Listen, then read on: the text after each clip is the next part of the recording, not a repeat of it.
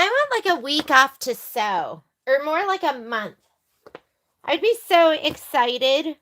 Okay, so good morning, Miss Lita. I finished up last night, and I everything I think is posted, but so far we have section 1. Isn't it gorge? Don't you look at it and just makes you so happy? Because life is always a picnic with you guys. I don't even know what this says. Sunshine on my mind. Oh my God, it's so cute. Just like, there's so many little details in here that make it amazing. Okay, so this is section 1. Done. We're doing such a great job. Here is section 2. I finished this up yesterday. I didn't, if you watch my videos for the grapes, I didn't put the vinyl on it because I felt like the grapes were like so dimensional and fluffy and layered, and I just didn't want it to get smashed underneath the vinyl. So I left it without the vinyl on it.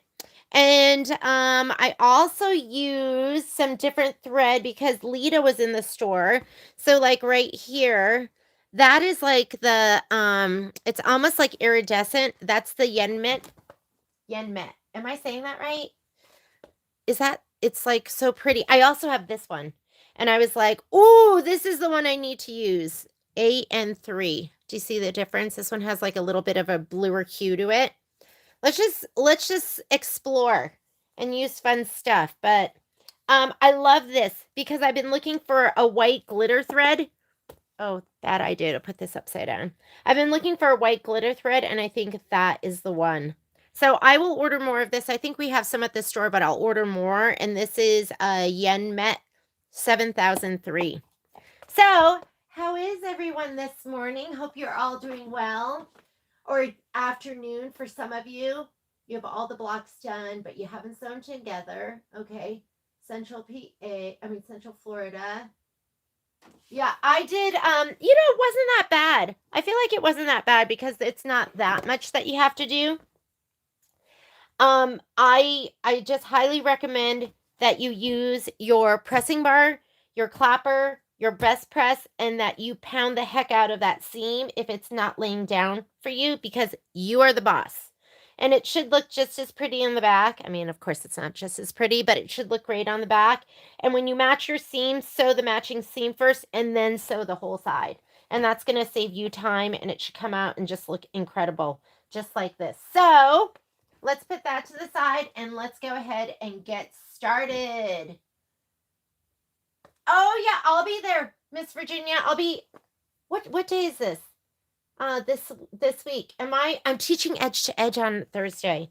So I might I'll be in the back. So depending on when you're coming, just pop in and say hi and just remind me, and I'll get all your stuff. I think everything's up front anyways.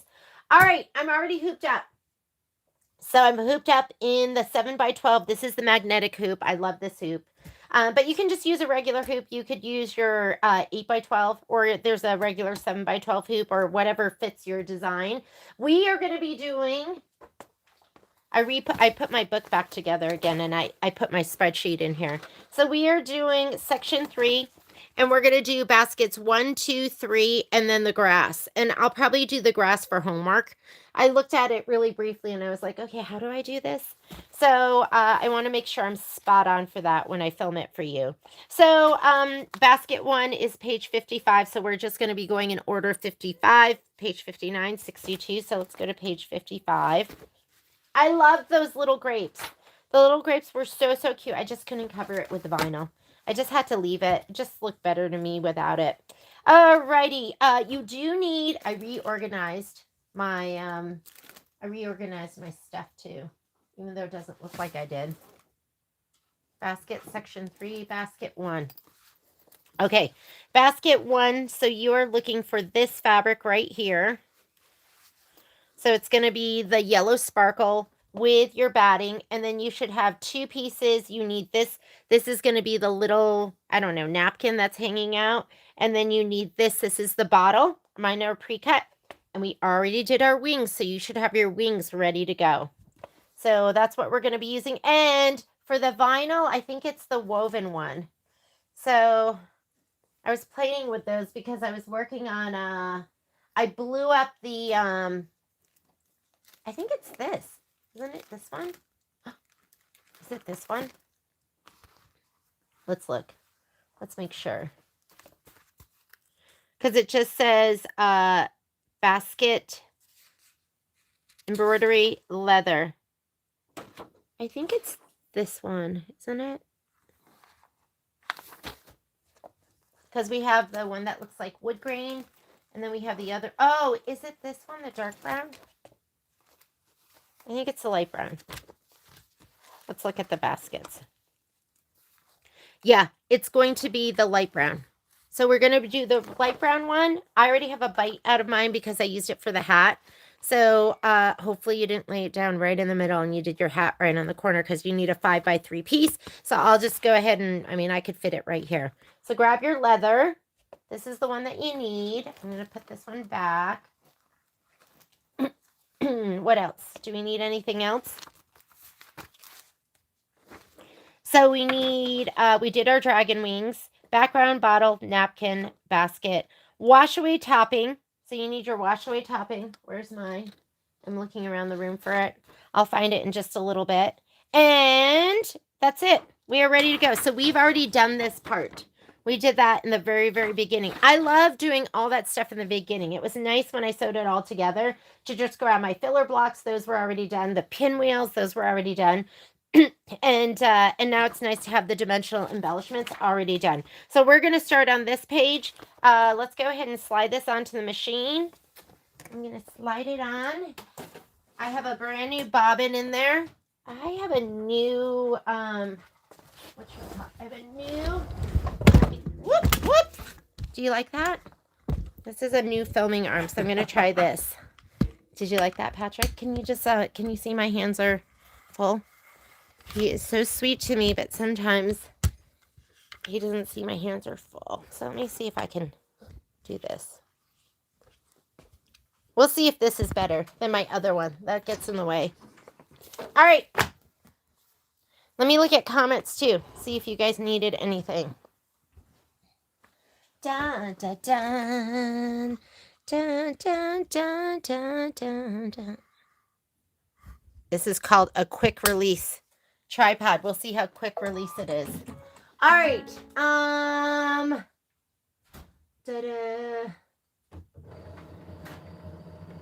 Oklahoma. Hi, Miss Karen. Karen, I've known you forever. This is like the first so long you've been able to. Wow. Do you think I should have? Do you think I should have put the vinyl on it? It would have looked better, like shinier and like juicier. Oh, this is what I was working on last night. So, this is gonna be the Country Blooms, and I want to say the design is 6.5 by 6.5, but I blew it up to 10.5 by 10.5. So I was stitching it last night, and then I didn't like the cork I had. Because it had gold flecks in it, and I felt like it was a cooler, my colors were cooler. I'll revisit it tonight. Maybe I'll get it done and I'll have it for you tomorrow. But this was the Bench Buddy, and I blew it up because I was like, I want a big pillow. Anyways, let me save that. Let me make sure that's saved on my machine, which I think I already did. 75 minutes. It was a long stitch out. You can see I didn't get too far. Because then I was like, it wasn't perfect for me. I was like, I don't know if I love that. Okay, so I'm going to go home to the pocket. Did I get everyone's stuff? Oh, Donna, I saw your email, and I just didn't have time. I had to, like, because that was going to take me some time to go in search of everything. Isn't it crazy to look at the earlier designs and the earlier books? If you haven't been around for a long time and you look at I mean, I got to show you this just so you see the difference. What Donna's talking about, she's talking about, is this Hello Sunshine? Right? This is Hello Sunshine, which is one of Kimberbell's earlier quilts, okay? Back in the day when stuff came with a CD. And these are the instructions. Like, here is the watermelon slices. And refer to the color chart on page 36. So, like, literally, here are your instructions for these 3 blocks. And you go to page 36, and this is it. So there's no change your bobbin. There's no, you know how you have detailed example, like this is the difference between what they used to provide and what they provide now, with color instructions and like a list of like words and pictures. So they've come a long way. I'm telling you, Kimberbell's got it going on. So I will go through at some point, Donna, and find all that stuff for you. I read it and I was like, ooh, that's going to take some searching. So, and now you get a spreadsheet too. I love this spreadsheet because I feel like all the information's in one spot and I don't have to go searching for it in the book. So we need drink 3, and it's the 6x8. So I already put those in here, and this looks like drink 3, and let's make sure it's 6x8. So it's going to be 6.5 by 8.5. That is it. Let's go ahead and set it. And let's choose our hoop size. I was using my 10.5 by 10.5 inch hoop, so I'm going to change that. I'm going to go into my settings, and I'm going to choose my 7 by 12. And that way you know how much room you have and where you can move your design to. Don't move anything yet. Let's add. And now you're going to add your basket 1 design. How do you know which one is your basket 1? You're going to go to page 55, and it looks like this with the dragonfly. So back here to the pocket, you're going to go to this button. My first machine, you couldn't add designs. You couldn't even see what they were because it was so pixelated. My very first embroidery machine was the Sophia. I know some of you had it too. It was great, and I kept it for a long time. Are we supposed to move anything? Or is it just going to stitch out like that? I think we just stitch it out like that. Let me look. We're not going to rotate it. It needs to be just like that. Okay, I'm going to go ahead and hit set. Just prepping. Terry, we have to get back to it. Like, we started doing it. It was the very first fabric kit that we kit ourselves in the store with, like, our curated fabrics. Their instructions in the past were, yeah, instructions in the past were definitely different. Okay, so we're not going to move it here because in this screen, your main edit screen, the designs aren't combined. Unless you combine them.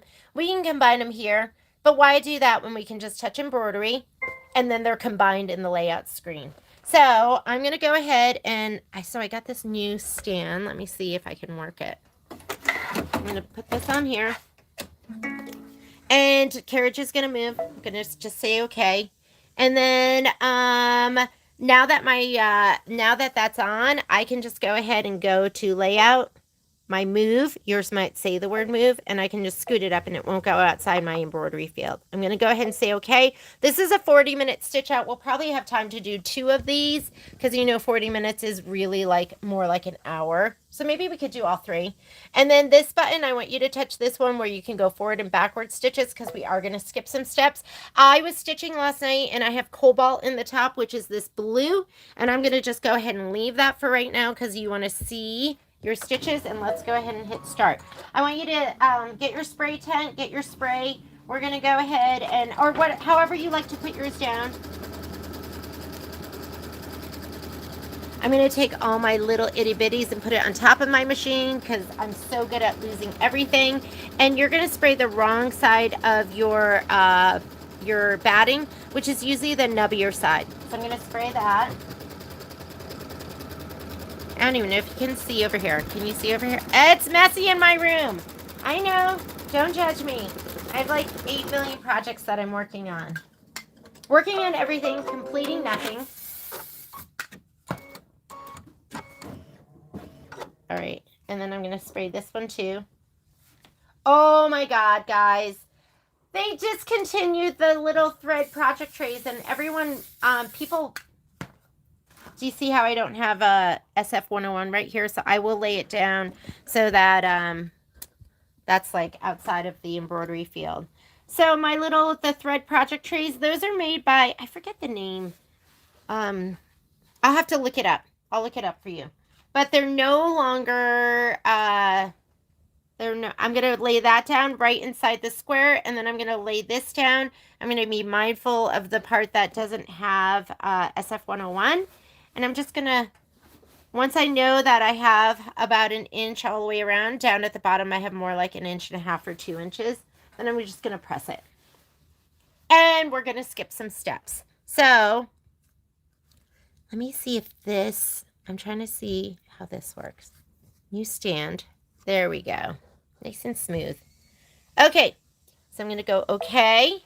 I'm hoping this won't rock as much. And this right here is the tack down for the batting. We don't need to do that because we cut it to size. This is the placement stitch for the background. We don't need to do that because we just laid our fabric down, and that's the tack down. So we do need this. So we want that. I'm going to go ahead. Where's my spatula? My fabric got awfully wrinkled, didn't it? I just want to make sure it looks good right there. I need my scissors too.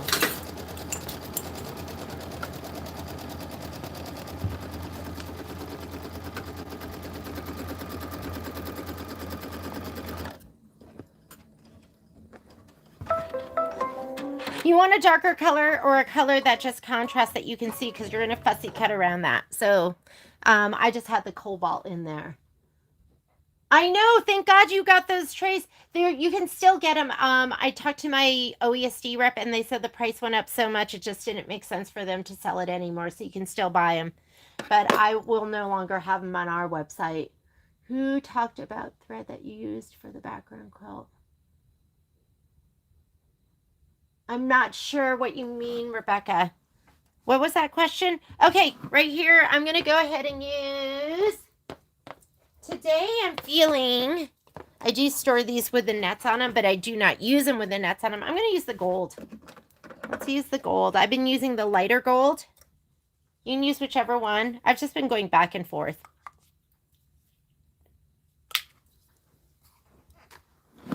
Today, I feel like gold is the right one for me. This is 6003. On my spool stand.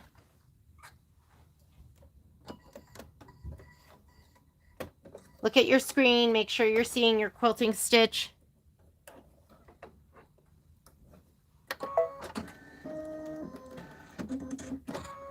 And these days I haven't even been slowing anything down. I've just been going for it. Oh, they're these, and I love them. I got one as a present from Miss Alice. Are they nice? So it's just a little way that you can like organize your thread, and they come in a 2 set. And yeah, I love them. They're great. So we used to sell them until just last week. When I sold the last one, I went to order more, and they're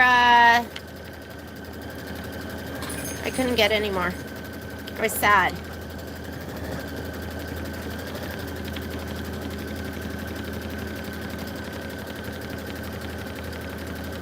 Ooh, shimmery. Okay, what are we going to do after this? After this, oh, see, this is important. So do you see right here? Sometimes after the quilting, it will tell you go, okay, my thread broke. Don't worry about it. It's just, sometimes it does. Remember, Hala Shimmer is a little more high maintenance, but it's gorgeous, and that's why we suffer through. And I'm not going to slow it down. I'm just going to keep going. So what's so nice about being on this screen is I can just hit -10. Maybe I'll go -20. Okay, here we go. So, on this one right here, it wants you to skip to, after quilting, go to machine step 3 in part B of your embroidery instructions. And so step 3, you're just skipping these 2 steps, which are going to be just laying down the fabric because we've already done it. So you're going to go straight into stitching. And you need aloe. So get your aloe thread. Aloe is next.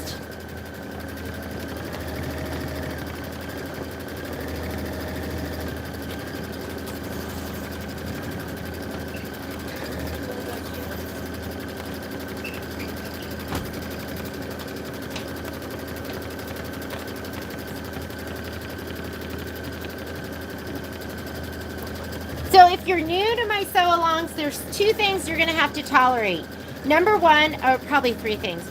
Number 1, I usually do my sew-alongs on Mondays, and that's when our lawn gets cut and mowed, and they blow everything off our patio, so it can get loud, although he's already come and gone.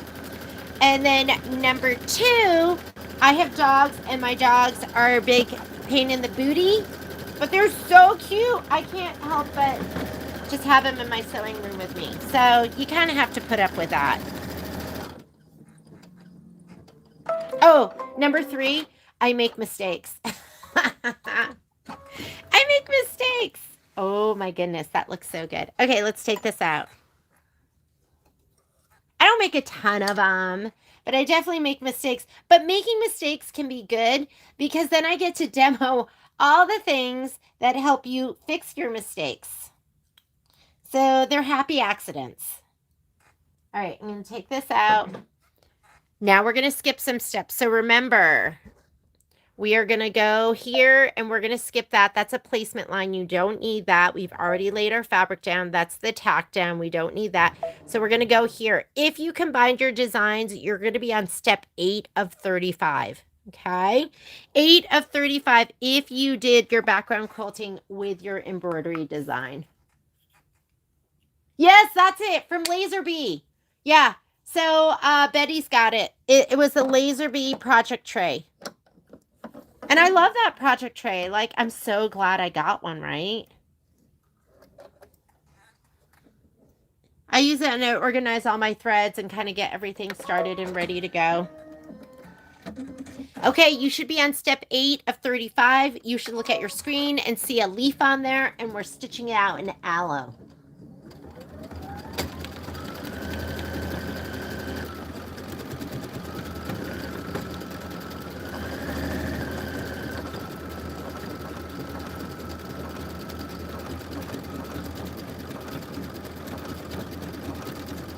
Oh, and I'm fast. Okay, let me slow down a little bit. I get in the mode. I get in the mode because I am ready to go and I have so much to do. Like, oh, today I'm going to finish my final flower for Patriotic Parade, and I'm going to cut some that are going to be, you know, I've been obsessed with it. I'm going to cut some Halloween fabric too. And even if I can't stitch it out here, I'll stitch it out at the store.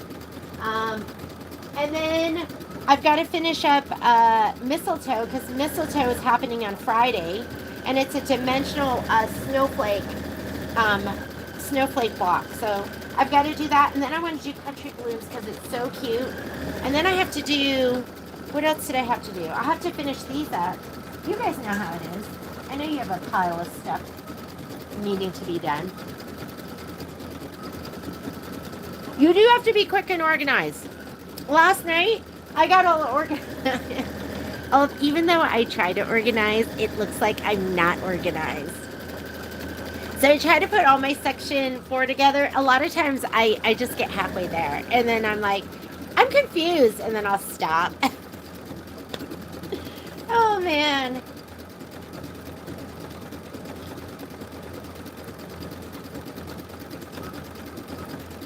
But I hope you're all organized. You do have to have everything kind of right there, ready to go.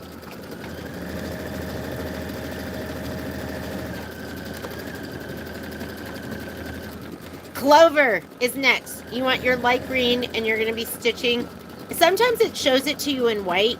It's not saying that it wants it to be in white. It's just pointing it out. Okay? So get your clover thread. That's next.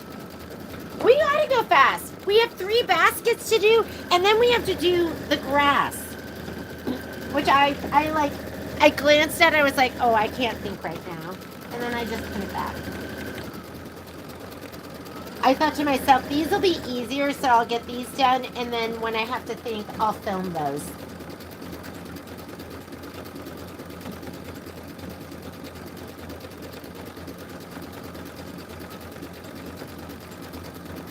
And that looks so good.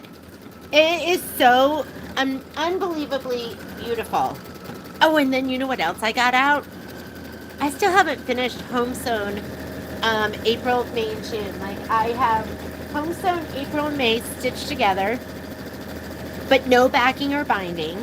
And then I haven't even stitched together home sewn June, so I don't even have it on display at the store.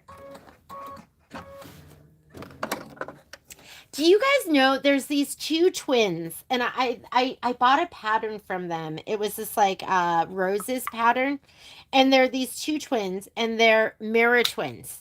So and that's a thing. They were explaining it to me, but even now I can't explain it to you. But what is amazing about them is one of them likes to do all the piecing, and the other one likes to do all the quilting. So they get everything done. Because what the other one doesn't like to do, the other one does like to do.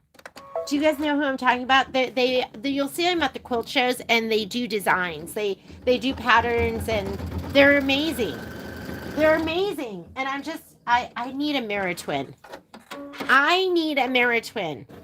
I'm trying to force Patrick to be my mirror twin, but he resists.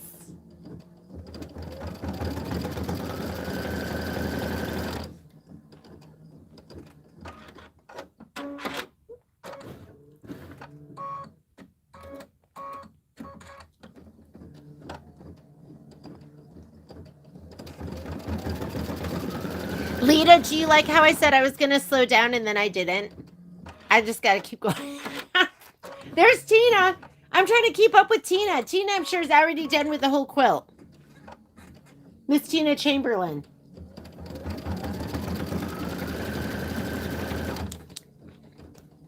After I'm eating the orange Patrick bought me. After we do this, on to the next page, we're going to stitch the basket placement line. I think D is mocha. Let me check though and make sure. You know what I can't wait to do? The strawberries. I can't wait to do those. They're just so cute. Okay, D is... Oh, it's cappuccino. I need to tab this page. Hang on. I'm going to put a little tab so I can turn to it easily.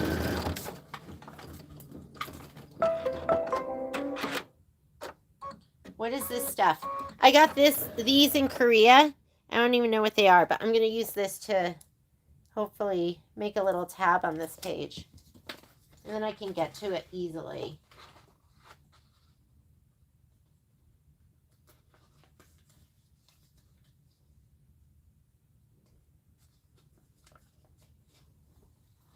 All right, here we go. Cappuccino, please. Make it a double. Okay, here. Is that even something you do? I don't even know. I don't even know. Maybe I was thinking espresso, because can't you make an espresso double? Can you make a cappuccino a double too? I don't even know what I'm talking about. Sorry. I apologize. You got to understand, I'm still a new coffee drinker. So I didn't start drinking coffee until my 50s. We got a new coffee maker. Patrick got one of those really fancy coffee makers from Costco. And then he just talked about how fancy the coffees were. And I was like, well, I want to try. But I always resisted because I was like, I don't need coffee in my life. And now I was going to say I'm a coffee fiend, but I can't even say that for real. Because I drink 1 cup of coffee and I drink it all day. So at like 5 o'clock, I finally finish it. So, and going to like a coffee shop and ordering for me is still stressful. Like that is still stressful for me because I don't know if I'm ordering right. Okay, here. I'm going to adjust this a little bit. All right. I'm going to give this a little shot of spray. It's 5x3. Let me see if I can fit it this way.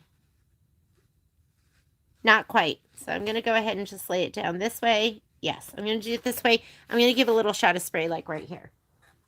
I would recommend don't pre-cut because there's just so much waste if you pre-cut. You'll have more left over if you just cut as you go. And let's see if this is a cut as desired or trim right to the stitch, because that's going to matter with how I lay it down. Trim the leather close to the stitch line. Oh, maybe I can fit it right here then. Oh, I can. I'm going to lay it down right here because it'll fit. If you're doing right to the stitch line. If it's trim as desired, I like to leave a little bit of an edge. And I put it down right here and just outside of that stitch. I'm going to look and make sure I got the whole thing. Did I get it here? Are the dogs outside? Yes, because Poppy kept ringing the bell. It's this box that goes to... Yes, please. Goodwill. Thank you. This is so pretty. This embellishment isn't out yet. This is the, I don't even know what it's called. Probably one of the woven ones, and it's not out. What just came out is the wood grain. Okay, I'm gonna, if you hold this button down, it will stitch really slowly, and I just want to make sure nothing budges while I stitch this down, because I'm right at the edge. Which direction are we going? We're going down? Okay. I just didn't want it moving and budging and making a big old mess. There we go. We're down. We're down. It looks good. I'm happy.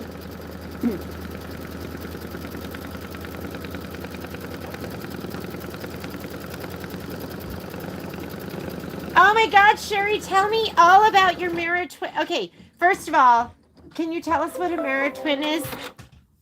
I think she told me that and she explained it to me, but all that I took away from it was that whatever one didn't want to do, the other one wanted to do.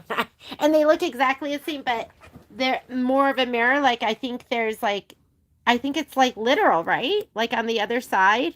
Like, do you like the most horrible definition ever? Trim the leather close to the stitch line, and then you're going to stitch the basket detail. You are going to switch. I think C is, look, I tabbed it here. Now I can get to the page with a thread on it so much easier. C is mocha. So you're going to do that with mocha. But I love that they both like to sew and they complement each other. And when she told me that one of them quilts and one of them pieces, when they told me that, I was like, oh my God, that's the most incredible thing I've ever heard in my entire life. That's like the yin to your yang.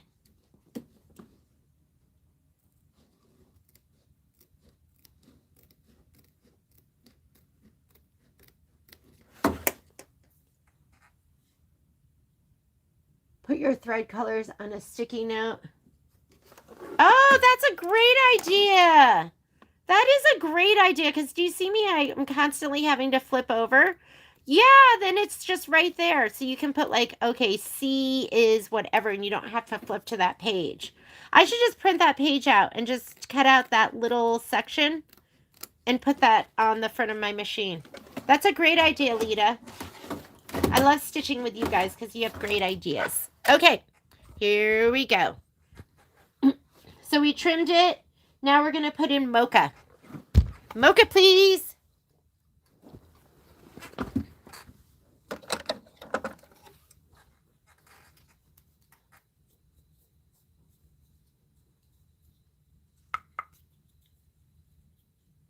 Yeah, you could, I mean, you could just make this happen, Donna, without having to get the fabric kit and all of that stuff. There's so many great designs. So much fun stuff on this one. I mean, all of them. Okay, are you guys all doing the Bella box? Because I've never done a Bella box. I'm too busy, and I won't do a Bella box until maybe someday when I'm not stitching all the other stuff. But it is cute. So you're doing the mocha, and this is going to be doing the basket design.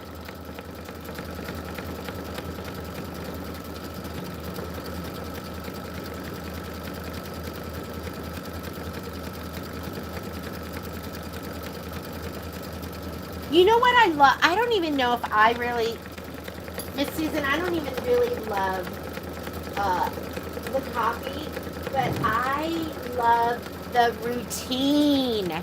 That's what gets me, is the routine.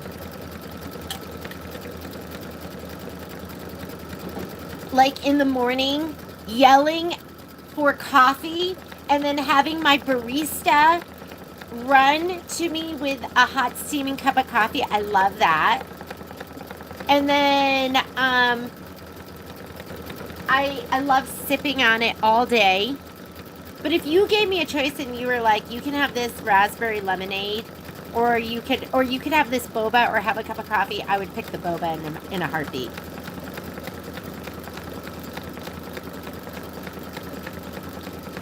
$150. You know, I don't even know how much the Bella boxes are.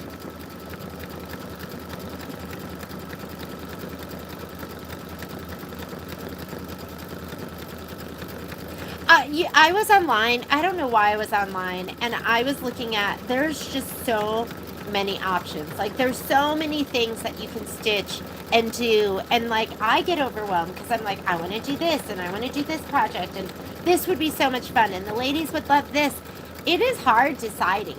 Is it like, and it's hard for me staying on track, and it's hard for me not taking on more than I want to do. And at someday I hope to not be involved in the daily grind at the store, and then I just want to sew. I just want to sew and just do projects with you guys. Is that so cute? Okay, you're gonna put your cappuccino back in. Lita, am I slowing down now that I'm talking about coffee and just like being all slow or slower paced? Hopefully you're catching up. Cappuccino, let's put this in.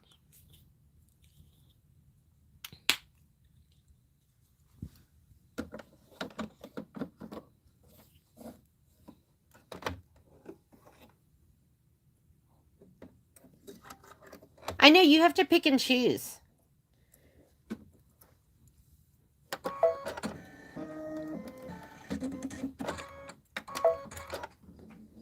Okay, so this is cappuccino. You're going to stitch the basket detail 2 and decorative outline, and then you're going to put the fox in, your fox thread, and you're going to stitch the handle.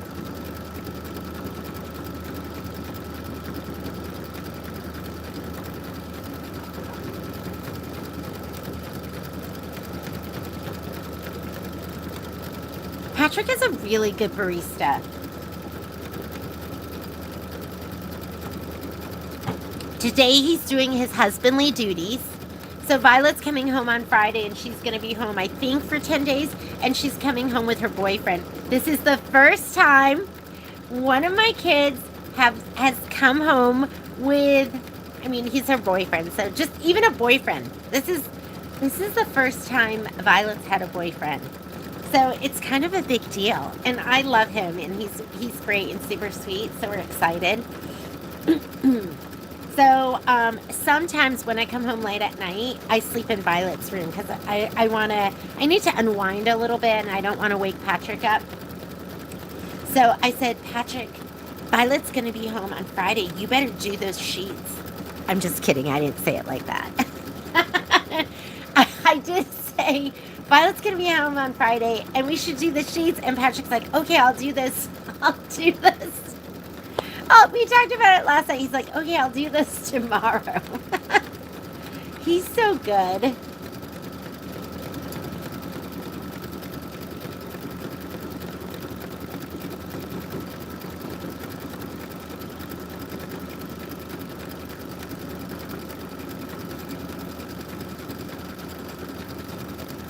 Tina, what were you working on?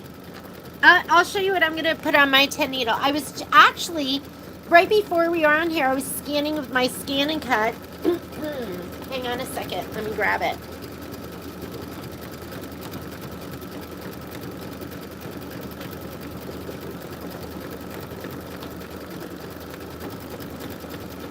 I don't even know where my picture is.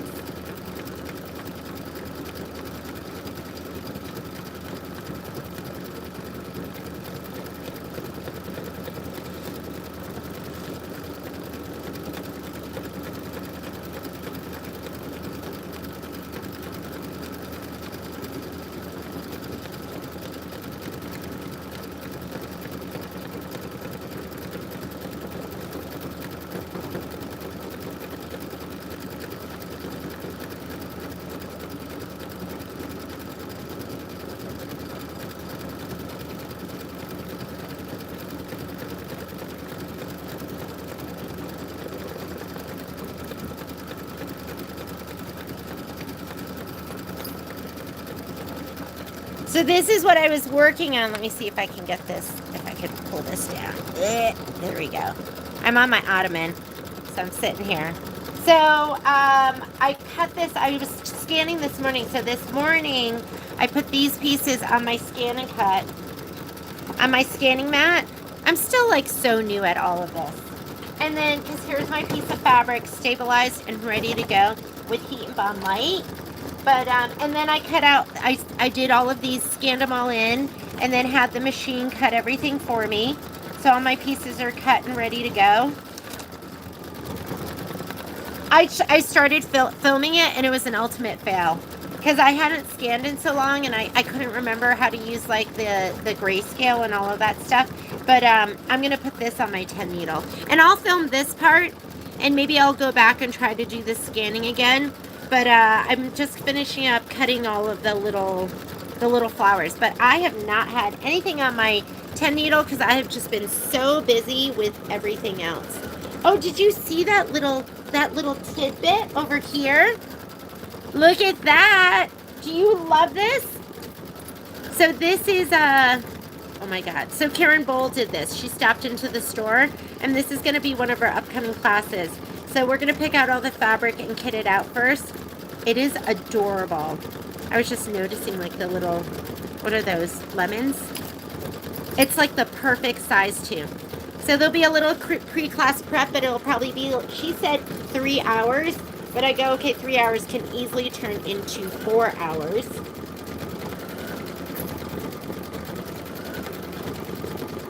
So I'll get that fired up on the 10 needle.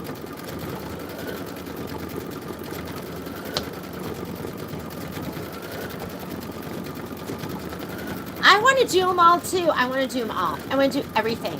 I said that once in a live feed. I was like, okay, just do what makes your heart happy. And somebody said, what if it all makes my heart happy? That's the problem. Lena, that's why I got to stitch fast.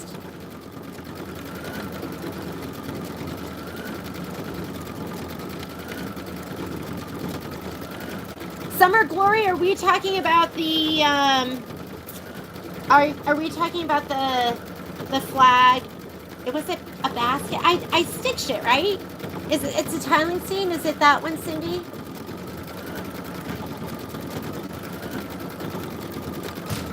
Ooh.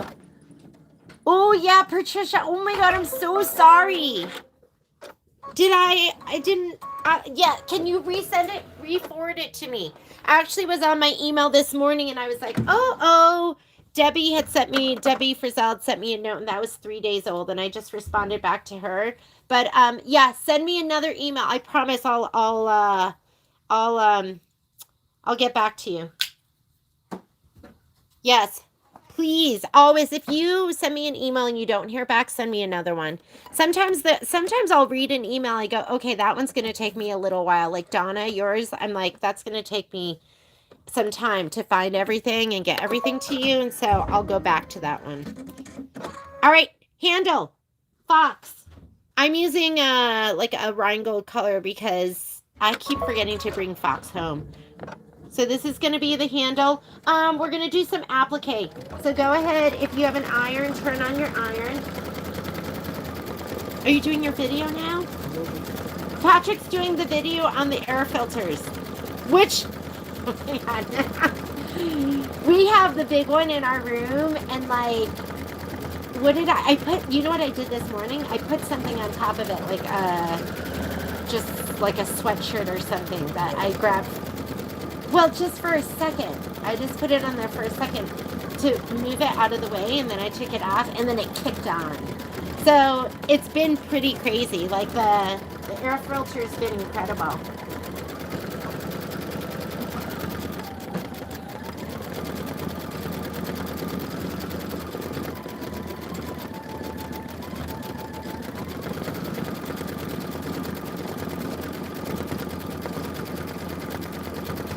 Oh my God, Betty, are you not better? Are you still sick? What is going on? I hope you get better soon. Have you been stitching? Wow, Miss Tina. Tina, are you loving the multi-needle? I know, I've got to get mine fired up.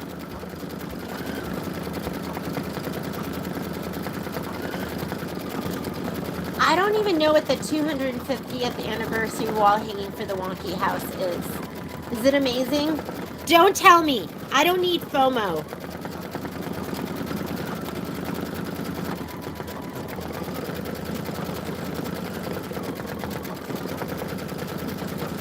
Okay, make sure you find your little bottle. We're going to put that up next.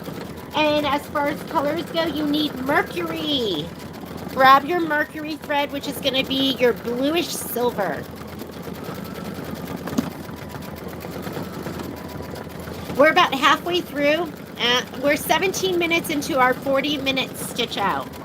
And that handle is looking so good. And the colors on the basket look amazing.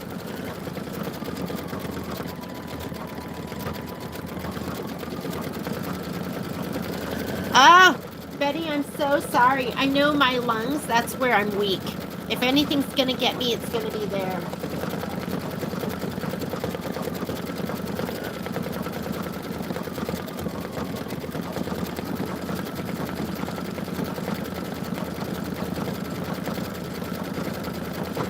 Okay, I gotta look it up. What am I looking up? Wonky Houses 250th. I gotta see it. I don't want to look, because what if I love it, but I'm looking.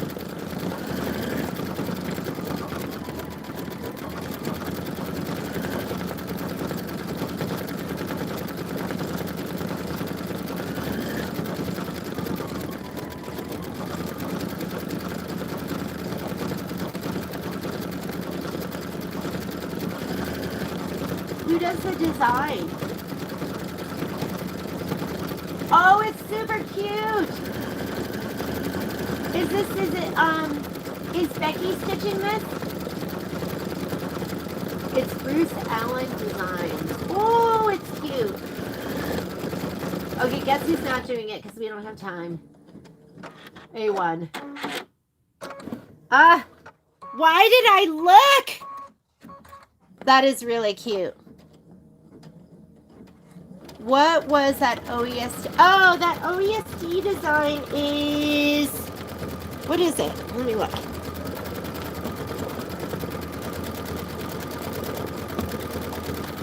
It's called Springtime Signs.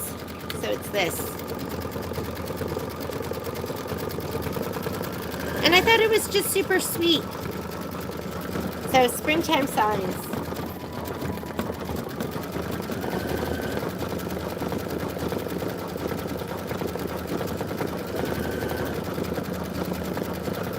Ooh, Wonky Houses is cute.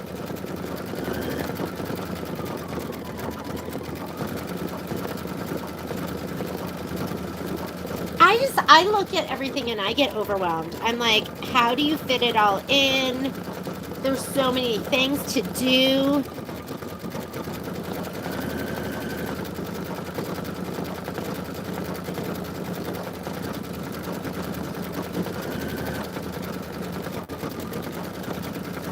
I was looking at that this morning. I was looking at the, you know how we have that that panel that has all the little coffee, that coffee panel with all the little coffee blocks, and I was like, oh, I think we have to do this as a class and then make it an IQ designer where you do the whole mug rug in the in the hoop. I don't know. I was just thinking about that this morning. Okay, we are going to put down the bottle. You're going to put in your mercury thread. There's so much I want to do. And wouldn't it be fun just to do a retreat and then we could stitch together like all weekend? I've never gone anywhere and done something like that.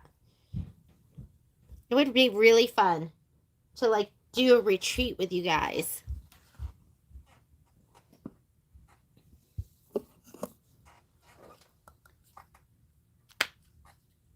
All right, here is my mercury. My iron is heating up. I've switched over to my Aliso iron, which I love it. Sometimes it's a little big. I miss I should have my clover and my Aliso set up because sometimes I need the clover because it's just so much smaller and better for the fine work. And the Aliso is overkill for some things. But I love the Aliso because I can get it done faster. If it's a larger piece. Okay, here we go. I'm going to slide this back a little bit. You guys know I like to use one of my wool mats. I just keep my 5x7 and my 6x10 handy next to me. And these are the hoop and press ones. They're 1/4 of an inch. So I like that too because I leave my hoop on and I just kind of slot this under. If you're using, if you have a bigger mat, you're going to want to pull everything off. But don't do this with a bigger mat because you don't want this to get damaged by pushing it up too much. This 1/4 inch is as much as you want to do. See this thing? You better not get your iron on that. That's why I need my clover.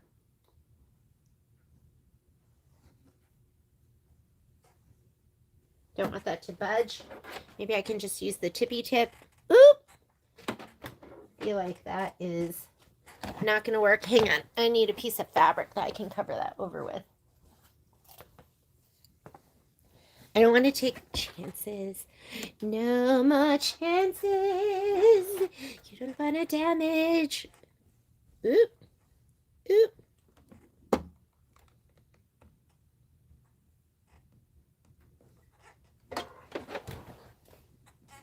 Maybe it's not down there perfectly, but don't. Oh, did you see that? I almost forgot to pull this out. Mat out. Hoop on. Next step, we're going to skip. Okay, so the next step right here is going to be to do the tack down and trim, but I already cut mine to size, so I'm just going to go to the next step. That's why I like to leave it on this screen, so I'm just here and I can skip steps if I want. And now it's going to do the decorative stitching, so let's go ahead and you're going to leave your mercury in and go ahead and hit start, and it's going to do the decorative stitching, and I'm just going to keep this handy just in case it didn't totally press down, especially over here because I had that piece of muslin over it just to make sure that it didn't get onto the woven leather and melt it.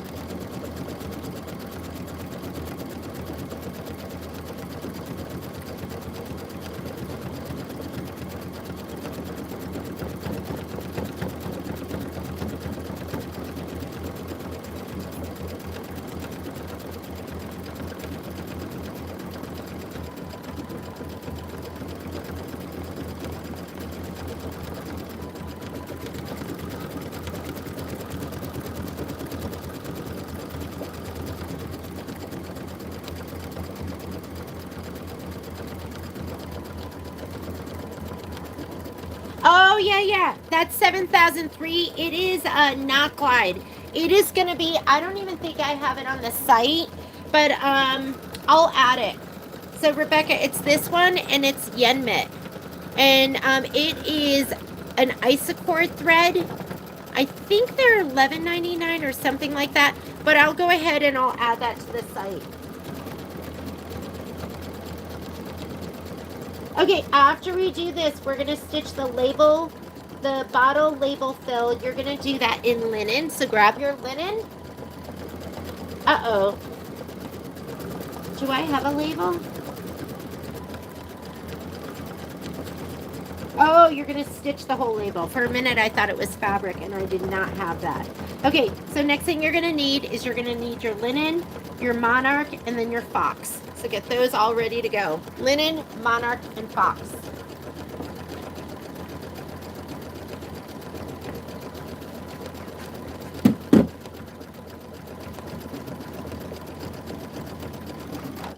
Yeah, the woven, are you talking about this? This is going to be a Kimberbell embellishment that's going to be released in May. So you can order it. You can pre-order it now, but we won't have it in the store until May. Hopefully we get stuff sooner. What we really need is we need the brown corduroy and the, we need the brown corduroy and we need, what am I trying to say? Oh, the, maybe it's this one. We need the one that, I think it's this one for home sewn. This one I think is in, this one is in the August quilt, and then the brown corduroy is in September. Our kits are ready. We are ready to ship. We're waiting for those 2 embellishments because they go in your kit.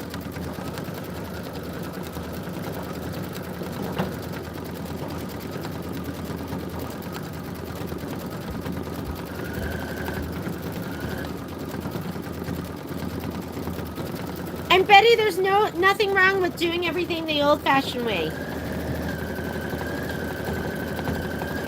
The 10 needle just allows you to, it's almost like having your own personal embroiderer. You just have to set it and then you just leave it.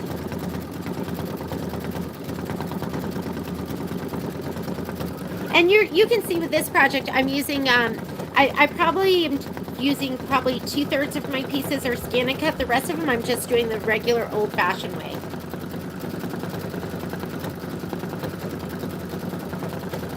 Okay, after this you're going to put in the monarch and you're going to stitch the bottle label outline. And then you're going to use, so we're going to do, this is next, the outline, and then we're going to do the cork wire fill, and then this is going to be buttercup. So let's get all of those colors out. This is looking so sweet already. Just a nice easy block. There's not too much going on with this one. Some embellishments. Okay, I'm going to put in my monarch. I actually don't even have my monarch, so I'm just using, I don't even know what color this is. This is just one of my Rhinegolds. Use any red, is going to look great. This one's maybe a little bit deeper. Outline stitch.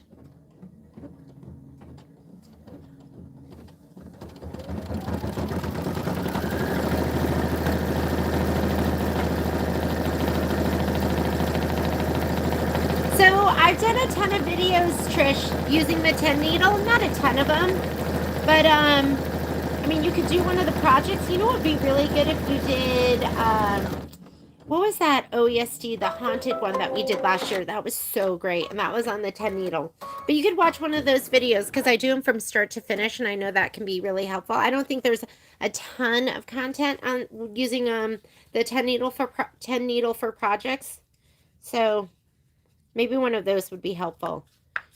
But if you have a 10 needle, you best use it. Once you start, okay, I'm going to put in my fox thread. Foxy fox.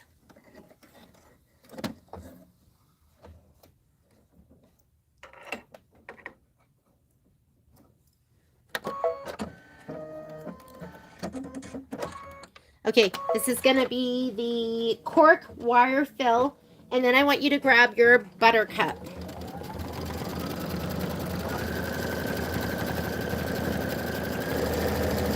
It's going to be your lighter of the yellows, and with this you're going to do the very top of the bottle.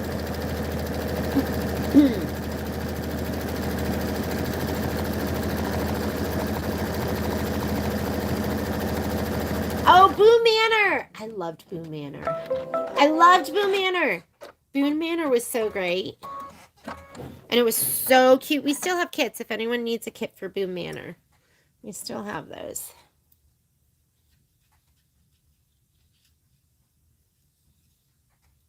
Can you believe we're talking about Boom Manor? Because it's like, it's almost May. I can't believe it. We went out for dinner last night with Patrick's mom. She turned, I think, 83. We had a nice dinner out with her.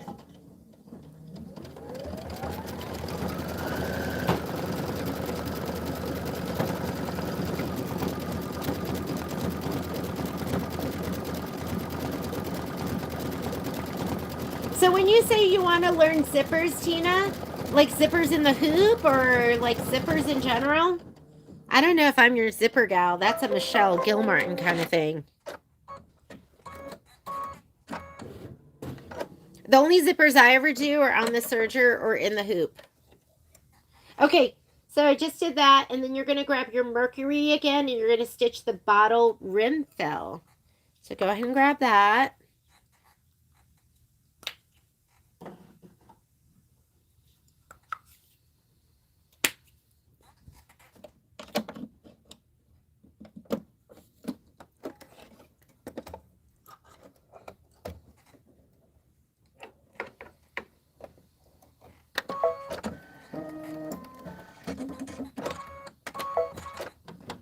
And then after this, you're going to put the fox in again, and you're going to do the basket rim fill. We're really just stitching. Just stitching. I don't know. What do we have to put on there? So we're still going to have to put on the napkin and the wings, but this is just going to be a bunch of stitching, and we need that wash away topping. I better find my wash away topping before we get to it. All right.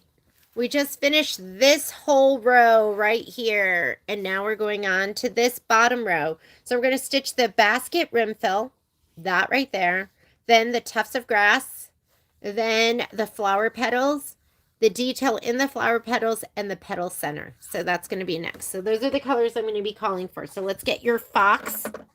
Let's get your fox. Like for bench pillows. Oh! So Tina, Tina, you have your serger. I do that all on the serger. So there is a class. There's an online class that's finishing your Kimberbell pillow on the serger. And that includes doing the piping and putting the zipper in. And you really need a 5mm cording foot for that. And a couple other supplies like the cording. And you need just your zipper. So you can sign up for that online. There's a video recording that I can send to you. Okay, 7 minutes of stitching on this one. While it's doing this, I'm going to find my wash away topping. Where did I put it? Oh, I see it.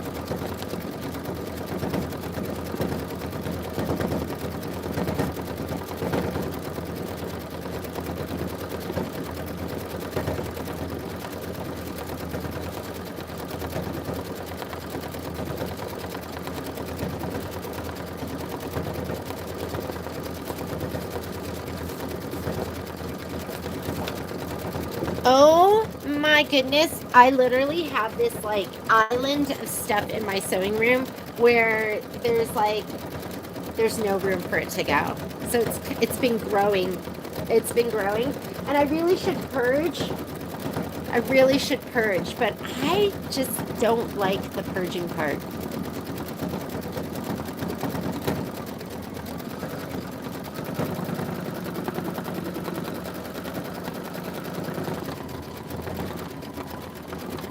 The sew-alongs. I hope you guys feel accountable to the sew-alongs. Like, I am totally accountable because I have to be here to do the sew-alongs with you.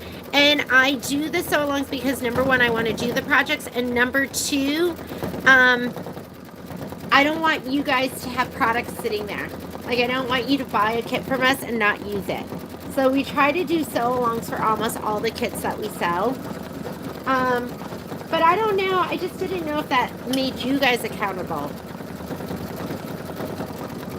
If you guys are like, okay, I'm going to be there at the sew-along. I know some people work during the day, so they can't be here for the sew-alongs. So next week's sew-along is going to happen at, I'm going to be doing next week's sew-along at 4 o'clock because we had a lot of people that don't make it to the sew-alongs during the day because they have other stuff going on. So we're going to do an evening one next week. And that's what I'm going to do from now on. I'm going to alternate.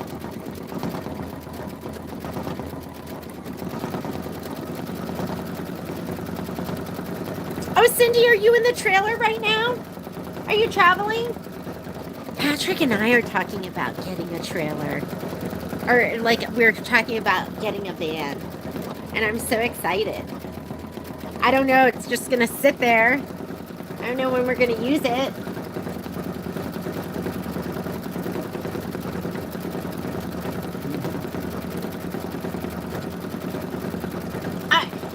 We had more people in the evening sew-along, and there were so many on there that said, oh, it was the first one they were able to make. And I was like, why haven't I been doing this? Like, why haven't we been doing something in the evening?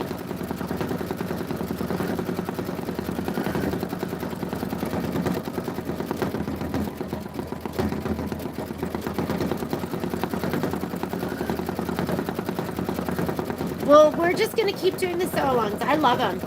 I love them, and like it keeps me completely accountable.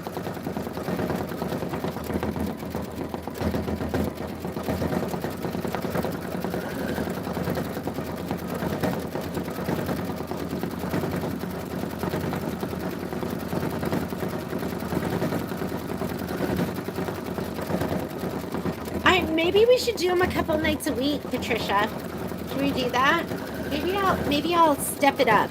I'll see what I can do. A lot of times during the week, I'm after the store closes, then I go into shipper mode. So, but let's see what we could do, because I would love to do 2 evenings would be great. Because then I could get through more. Like, I literally, when I'm accountable to you guys, then it really gets done.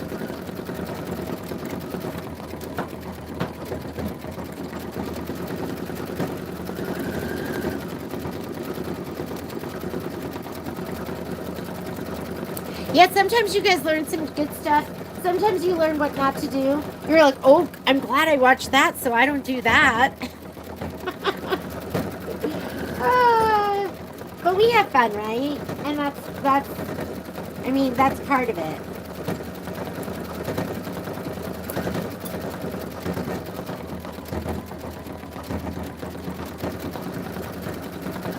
I have a feeling that even retirement for me won't be total retirement. Like, retirement for me will be more sewing with you guys.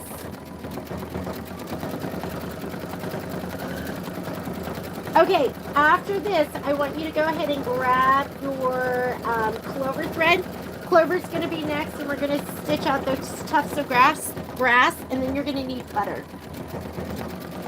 Butter, I need butter. I love butter. So last night we went to, is it Ruth Chris, the steakhouse?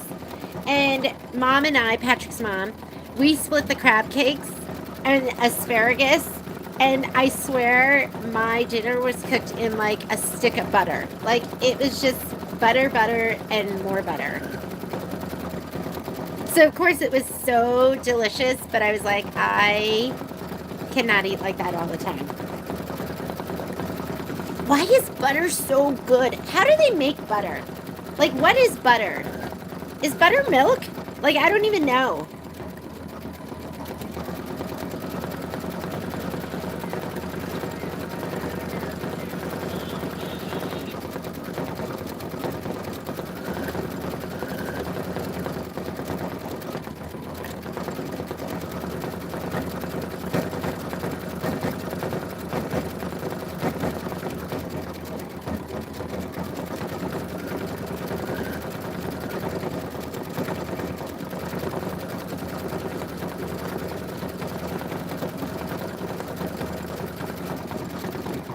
Butter is good for you. Oh my God, that's so funny. Milk fat. It's milk fat. How do you make butter? I know I have this dress that looks like, I live on the prairie, and whenever I wear it and I love it, Patrick's like, what are you doing? You getting ready to churn some butter? Has anyone ever made butter before? Heavy whipping cream whipped until it turns to butter. Butter fat.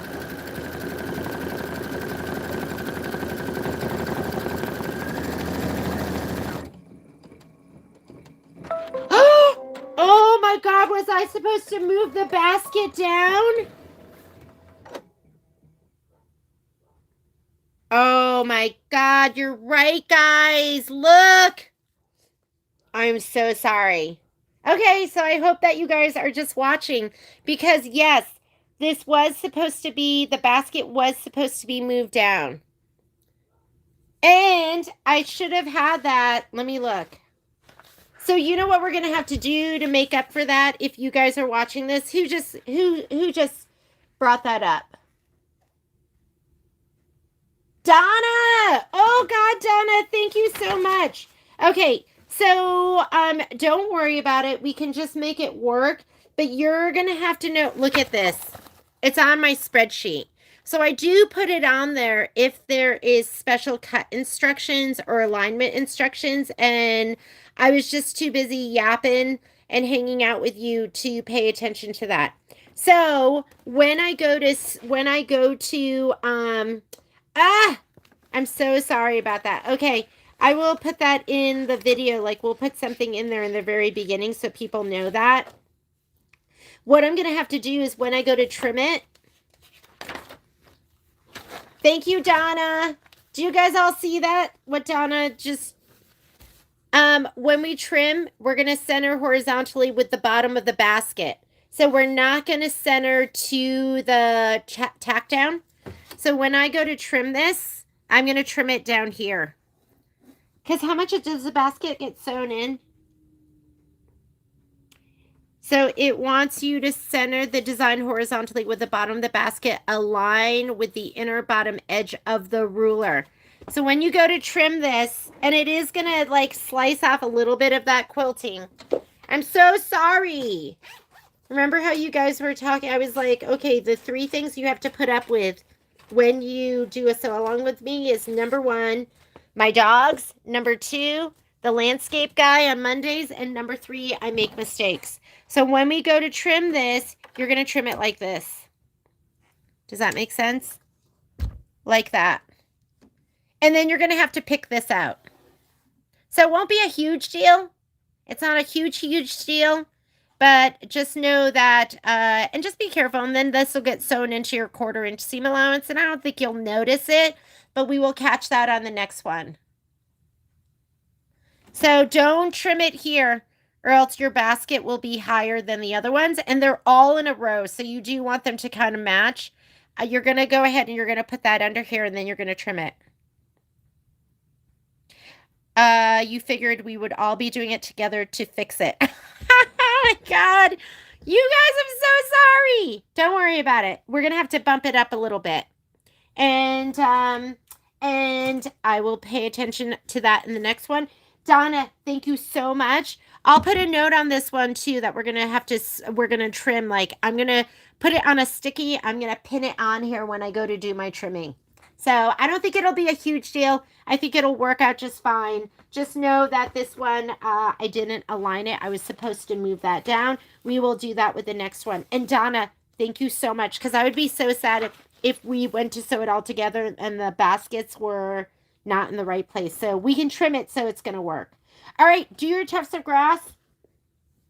Tufts of grass with clover. I'm going to do my note right now so I remember, because I don't want to forget. Boop. Let's take this one out.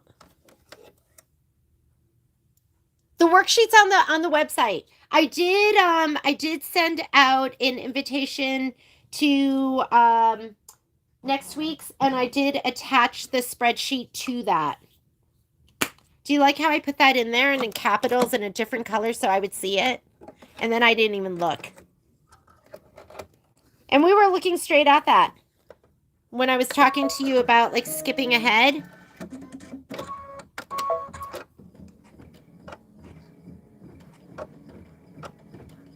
So all that information it's right here.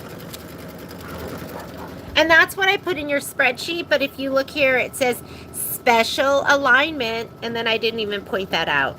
And then they'll have a close-up picture of how you're supposed to do your special alignment.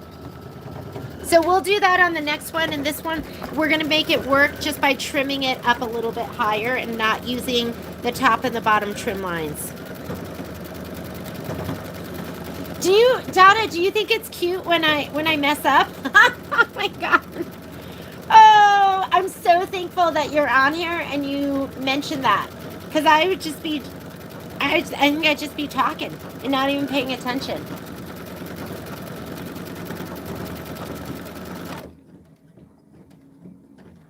You won't even notice it when we're done. So, with what we'll have to do is I'll have to do in the video or in the title, that's when I say with big mistake, and then people want to click on it because they're like, Ooh, what's the big mistake?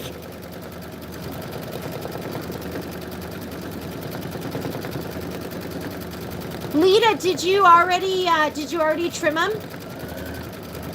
And quite honestly, Lita, if you did it and you trimmed them, I think what would stand out would be if you did one right and one wrong. Like, you know what I mean? But if you trim them all around here and then you sew them together, you're not going to notice it. I think if you bumped it up the ground line, you didn't trim them. So go ahead and just how I was showing you, just bump your ruler up, and you're going to have to pull out this stitch here so you don't see it.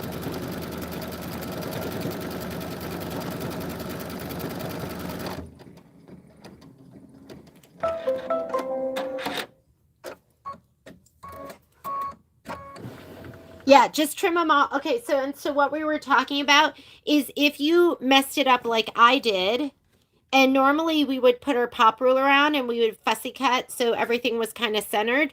What you're going to do is you're going to move your pop ruler up and you're going to trim it so that you're going to trim it more like that. Does that make sense? And then you're going to have to pull this out. You're just going to have to pull out that dark stitch. And then this is one of those times where you're like, Kimberbell, I'm so thankful that you have us put a lot of fabric all the way around.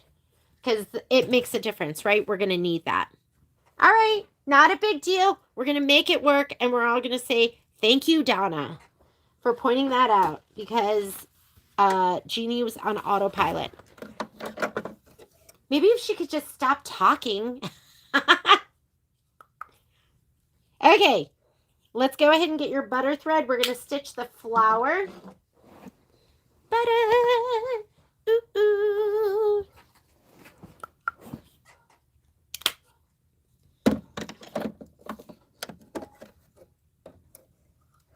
We are 33 minutes in. We have 7 more minutes of stitching. Here we go. And I just have a 7511 anti-glue needle in, but this stuff is so, it stitches so well. I don't think you'll have an issue, but if your needle breaks, go up in size. I always start with a 7511, not always. Sometimes I have an 8012 Microtex. I usually have one of the two in my machine, a 7511 or an 8012 Microtex, and I go between those two. But if you ever feel like, oh, my needle broke, what it's stitching through is too heavy, just bump it up in size. Oh my God, I'm so glad you're here, Miss Donna. I think I would have just gone ahead and hooped up the second one and just stitched it because sometimes I go on autopilot. We'll see you, Miss Betty. Yeah, but this one's got your specialty leather, and then you scan and cut some stuff. I would feel really, really bad if we had trimmed it and done all that stuff, but this one we can make work, not a problem. You will have a little bit of batting in your seam, but I mean, that's not a big deal because it's thin.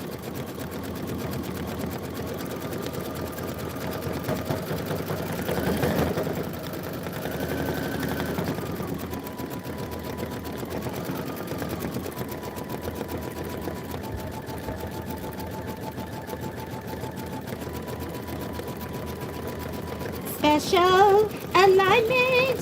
Okay, maybe we should read the spreadsheet. Maybe we should actually look at it.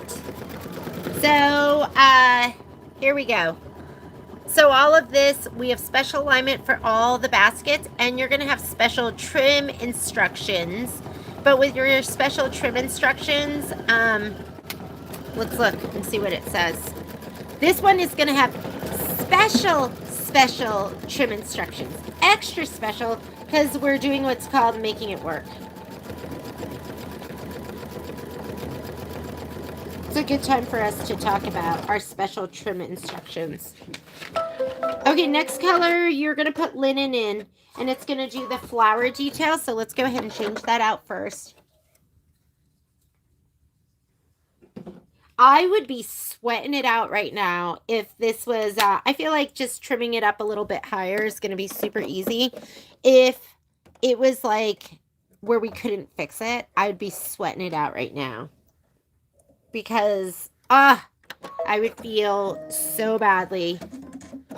But I feel like what we have to do and just bumping it up a little is going to be fine. I'll send an email out to my Sippin group too.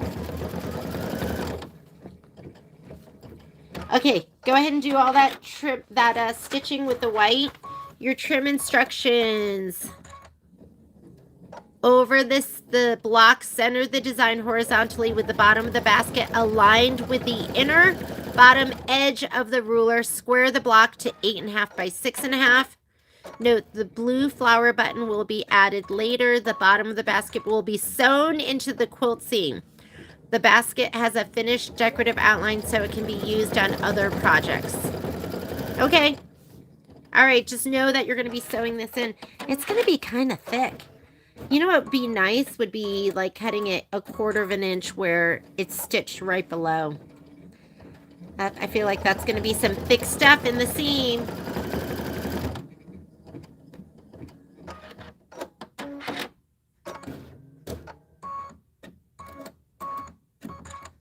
Oh, did you watch his vacuum? You know what's so funny, Karen, is I listened to that. I can't remember, he was listening to it before he put it up. And I was listening to it and I was like, I didn't know that. He kept talking about all sorts of stuff about the vacuum. And I was like, I didn't know any of that. Okay, now once you do the center flower, guess what? I don't like doing that hickory color in the middle. I'm going to do grotto blue or ocean. So wants you to do hickory for the center of the flower, and it's totally up to you. But I think I'm going to do grotto blue. I don't know why. I just don't like that dark center to the flower. So grotto blue for me. Here we go. That to me is just cuter.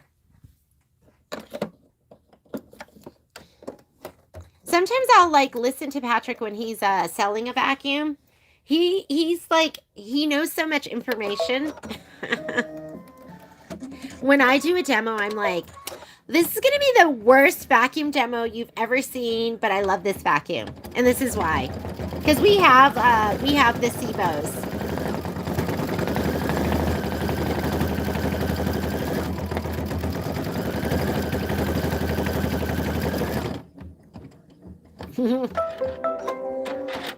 Oh, Karen, I would be so upset if we couldn't fix it, though. That's the thing. I think this one's going to be an easy fix. If it wasn't fixable and we trimmed everything and then you had different ones in different areas,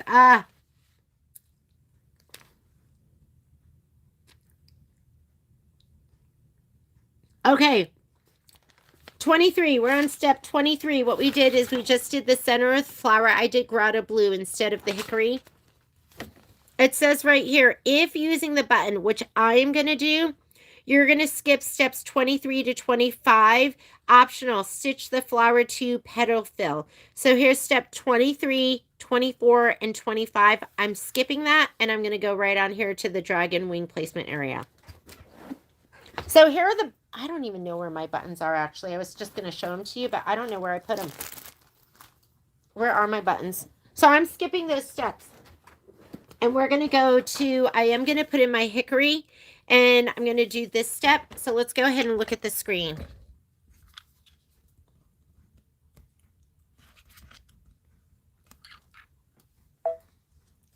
So it's nice that we're here because I can just fast forward. So that's the flower. That's the flower center. And that's the flower center. So I'm skipping all of those, and I'm going to go on to this step, which is going to be for placing the dragonfly. So let me get my hickory thread.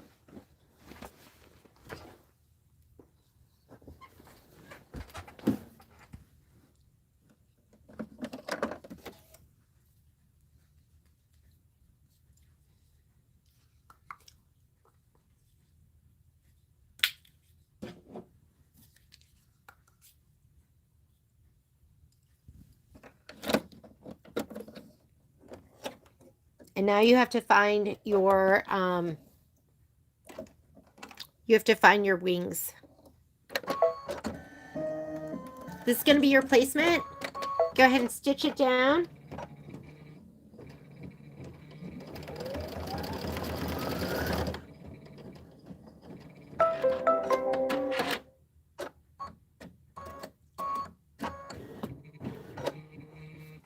This is where you need your wash away topping. So we're gonna go ahead and take your wings, and let's look at it. So this is the butt end right here. Do you see where it kind of goes in a little bit further? This is more shallow, and that's that's deeper. All right, I'm so sorry. Okay, how else do you describe it though? Okay, you have a right and a wrong side of your wings too. So look at it, and like this one where it kind of is more rounded and this side is flatter, that's the wrong side. So we're gonna lay it down like this. Sorry. I'm just cracking myself up, entertaining myself. I'm going to use my transport tape. I love the transport tape because it rips really easily. It's super sticky. And we're going to tape our wings down first. Let me see. Okay, who is calling me? Spam. Hang on. Sorry. You're going to center it over that little oval that you just stitched out. And then tape your wings down on either side. And then we're going to put the topper on over it. Okay? Topper. We need topper.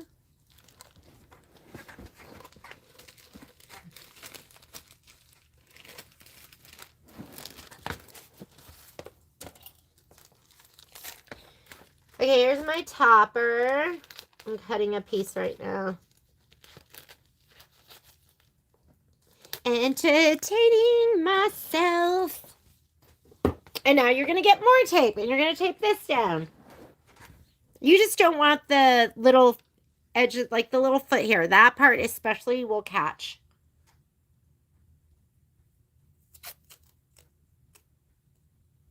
Oh my God, are you going to do them over again, Lita? I wouldn't do them over again. You can make it work, and it's still going to look spectacular. But whatever works.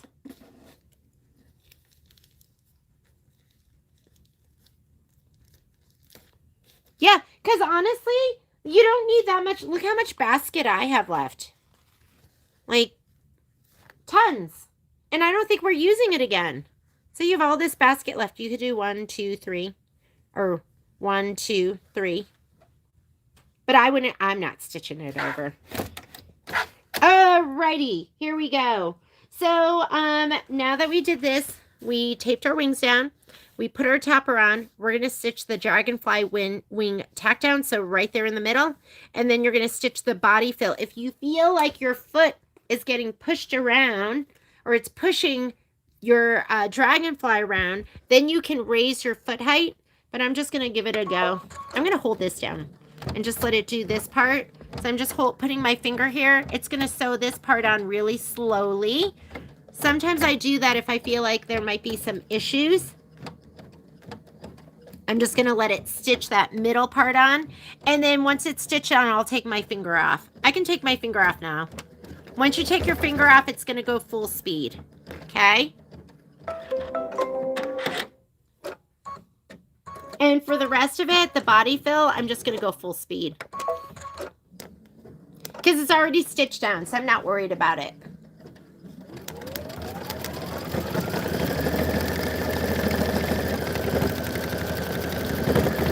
You have it sewn.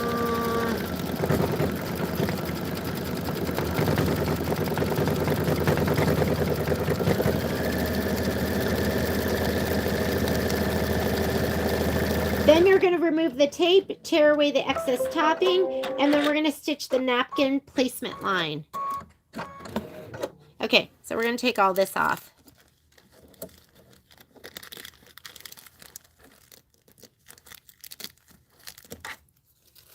And let's go ahead and take off the tape.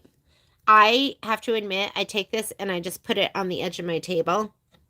So if you look here on the edge of my table, and then I just grab it and use it again because it's so sticky. It's so sticky. Why not use it again? It's kind of like reusing snowman stickers, and they're always like, don't reuse those, throw those away. And then I reuse them anyways. If it works, Alrighty, I'm going to put in my red thread.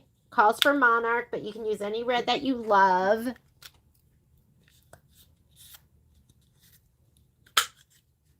We're going to do the placement line for the, is this a napkin?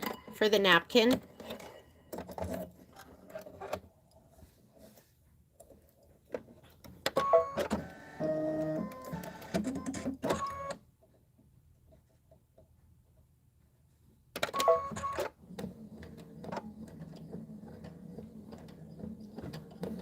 Now you're going to place the napkin fabric right side down, centering the crease along the placement line and tape it in place, right side down. So here's my napkin. Here's the right side. We're going to fold it over. So, does it want you to fold it right down the center? Yeah. Okay, corner to corner. Just going to give it a little fingernail press. And then it wants you to put that down on that placement line. You don't even need to fold it. You just have to put corner to corner. And then it wants you to tape it. Tape it. And tape down. And where am I putting the tape? It only wants you to put the tape on like one side. I'm going to put it all right here. Just make sure the corner is down there and where it ends.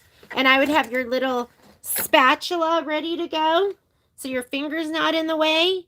And then I'm going to go really slow. I'm going to just hold it down because I don't want this. Wait, are we leaving the same color in? You are. You're leaving the same color and I'm holding it down. My finger's on the start stop. Once it gets through there, the very end, I just don't want it to mess up that corner. I'm going to let it go. But that very first corner, I would hold your start stop. So you go nice and slow. So if something's going on, you can just, once you let your finger go, it's going to go full speed. So you have to hit it again to stop it in case you need to control that. In case something is amiss. All right. That was my used up, and then we'll press that. We'll press it down. Okay, I feel like I pressed that in half, but it doesn't cover it. So I think if I did it over again, I would stitch it a little bit lower. A little bit lower because I was right on the crease, but when you fold it over, it doesn't cover it. So whatever, it's going to be fine. I'm just going to press it down. But if you want, you could go down a little bit lower, like bump it up, not down the center, but bump it this way a little bit. And that way this piece is going to be bigger than this piece. Because I'm centered. I'm centered and it's not covering. But I think it'll look fine once I press it. All right, are we done? I think that's it. Fold the napkin over the tack down line using a pressing cloth. Press the napkin. If using traditional quilting, remove the basting tack down, remove the block from the hoop. And again, because I didn't do the alignment right in the beginning, you are going to not trim to the tack down. You're going to bump it up a little bit and trim. All right, let's do the next. We ready? This is, you know what? You know what else I would do? If you guys are doing this, I would put vinyl down over this. Before it did this like tack down, I would have put some vinyl so it was nice and shiny. And if we have that on our next bottle, I'm going to put vinyl down. Don't you think? That's where you should have your vinyl on the bottle. Oh my God, look how cute the wings are. Let's go ahead and rehoop. Let me clean up my mess over here because it is messy. Let me raise this up because I have my new stand. And we're going to go ahead and... Terry, sorry about missing that, though, the alignment.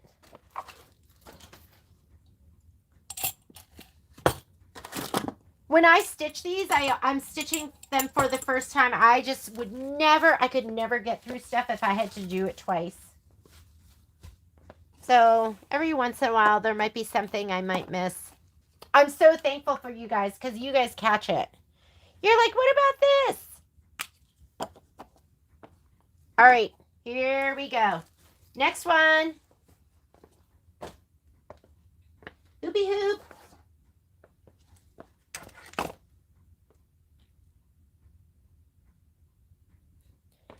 All right, I'm going to leave this on here and I'm going to rehoop with it on here. That allows me to get as close as possible. I usually leave one embroidery design. So we're doing the next basket. How long did that take us? Did that take us like an hour and a half? That took us an hour and a half. So I think we're going to end up doing probably one more.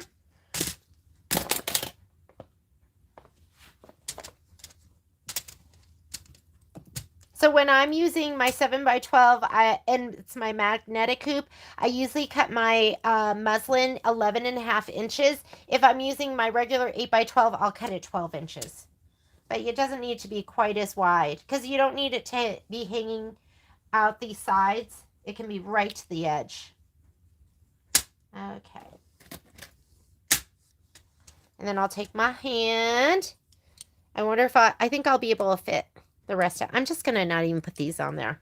It's not, there's not, oh, look at table pretzels. I'm going to eat one of these too. I put those there this morning because I put them on the other table and Poppy was interested. It amazes me because I know they say that dogs have such a great sense of smell, but I'm like, maybe it's not that great. But then I had put the pretzels down someplace else and then moved them, but she smelt them. She went right to the spot where I had them. She's got a good sniffer. Momo's sniffer isn't as good. Because sometimes I'll do one of those sniff mats. And then I feel bad for Momo because Poppy's eating everything because her nose is so good. So then I just start revealing. I like spread apart the pieces of fabric where the stuff is. Because poor Momo's not getting anything and Chunky Poppy's eating everything.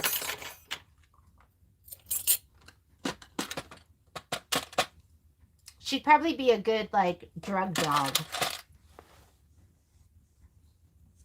Except she's not as much of a pleaser as... Momo's a pleaser. Okay, ready to go. Let's grab the appropriate fabric. You want the blue plaid and you want the darker woven fabric. Here's our darker woven. Basket 2. Here's our blue plaid. With, what is that? Like a loaf of bread?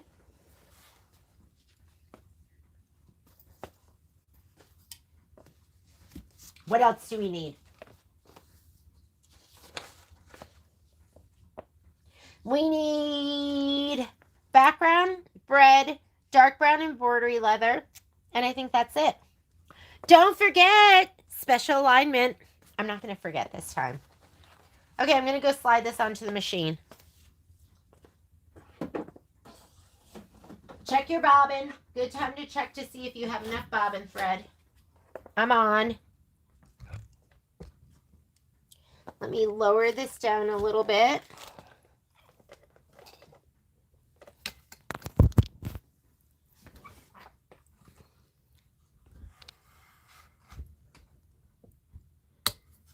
All right, here we go.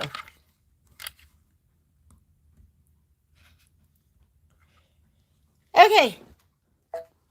Any questions? How are you guys doing? Are you all okay? Let me go ahead and make sure I've gotten to all of you. All right, I'm going to say okay here. I'm going to hit the home button. Home button's going to clear my screen. Okay here. And let's go back into embroidery. Got my spreadsheet.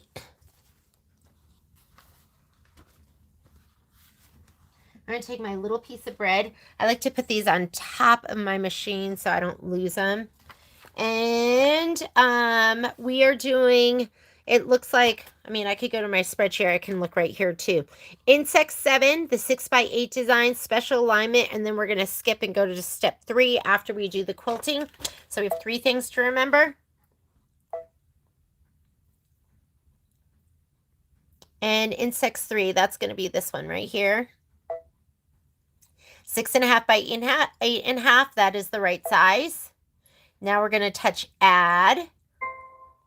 Go back to the pocket, and I am on an Avenir, so yours might be a little bit different. You might hit the pocket and it goes straight into your designs. This is where I transferred all of my stuff via design database transfer. So I'm going to go into here. And what's this next basket? This is the one with the loaf of bread sticking out, so it's going to be this one. So go ahead and touch the design. You're going to leave it in this orientation, but we are going to move it down to the right. So let's look at our instructions, and you're going to move it here in your edit screen. You can't do it in the layout screen because it's going to combine both the designs, and the quilting design and the embroidery design will move together. So this is a job for main edit screen.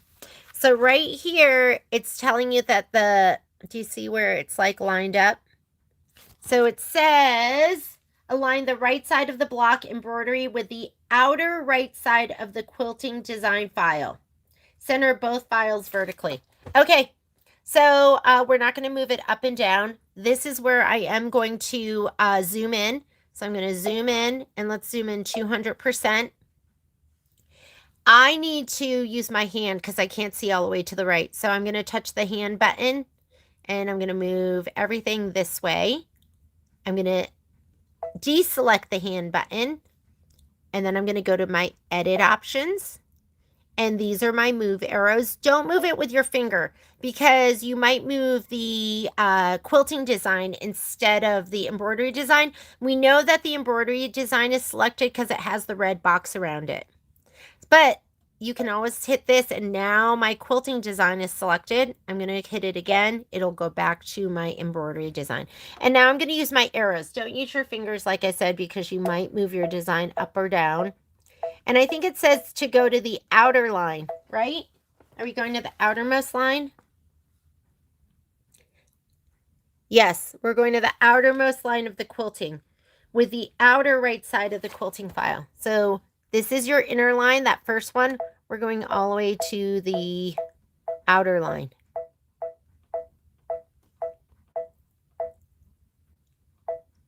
Okay, I'm totally aligned, and that whole bottom part of your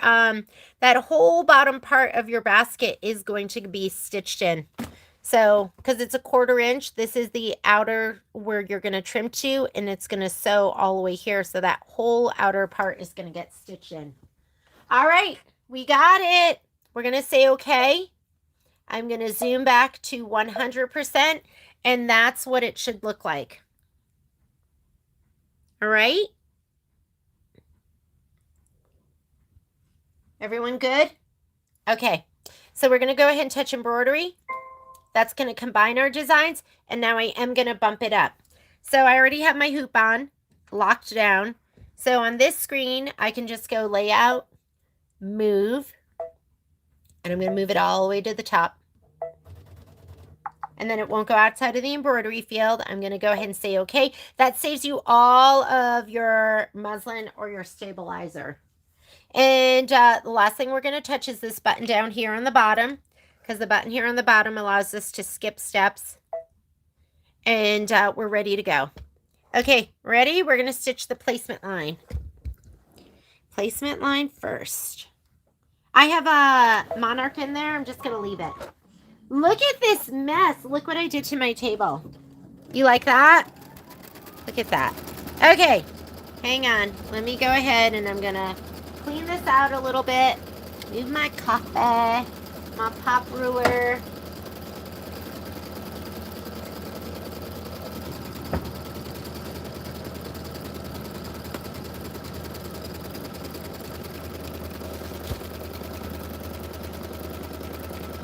My threads. Let me move my threads out of the way. My tent's all floppy. That's okay. So I'm going to go ahead and take my batting, and I'm feeling for the nubbier side. God, these sides both feel, this is nubbier. So that's my wrong side.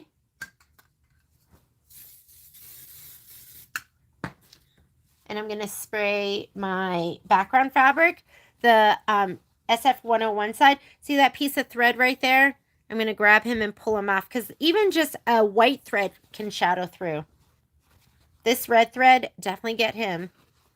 Make sure there's nothing on the back. Is that something in there? Oh no, I think that's just like a fold or something. A kink. All right, ready to lay it down. So I'm going to go ahead and take those threads. I want those out of the way. You're going to center it to your batting placement line. And then you're going to take your background fabric and you're going to center it to that. Just make sure you have an equal amount all the way around, but be mindful if you, like a lot of times I do not, the SF101 sometimes doesn't make it all the way around. And that's okay. Or to the edge. So I pay attention to that kind of stuff. All right, I still have my Monarch in there. I'm going to use that for the tack down, but I'm going to come over here and I'm going to skip some steps. We're already in the screen where we can skip stitches and whole thread colors. So this is the tack down for the batting. We're cut to size, so we're going to skip that. This is the placement stitch for the background fabric. We're going to skip that. And that's the tack down for the background. We are going to do that. And we are going to trim to that this time, because this time I have, I actually, I did the alignment right. All right. I double tapped. Mita, are you here today? This is Mita's first embroidered quilt. So she came in and she had gotten all of section 2 done, pieced, ready to go. I was so impressed. I don't know if she's here today.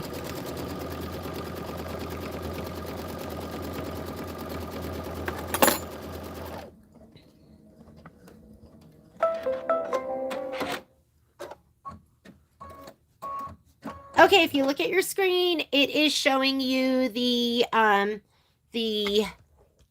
quilting in the top right corner, depending on what machine you have. I'm going to go ahead, and a lot of people, from stitching with me, they'll be like, I know how to use an Avenir. They'll have totally different machines, but they'll use an Avenir because that's the machine I'm on. And before it used to be the Luminaire. I had people who were like, I have a Bernina, but I completely understand how to use your Luminaire, which I think is so much fun. I'm going to go with the lighter gold on this one. You can use whichever one you want. I'm just going back and forth.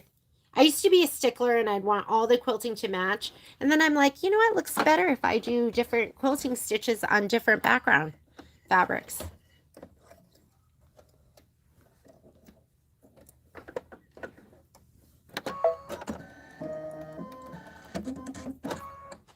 And let's go ahead and stitch.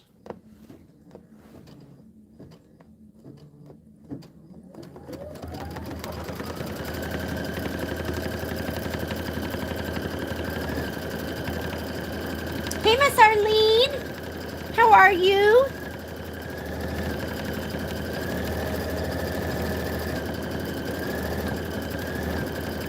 What is that? Butterfly? We've got a butterfly first.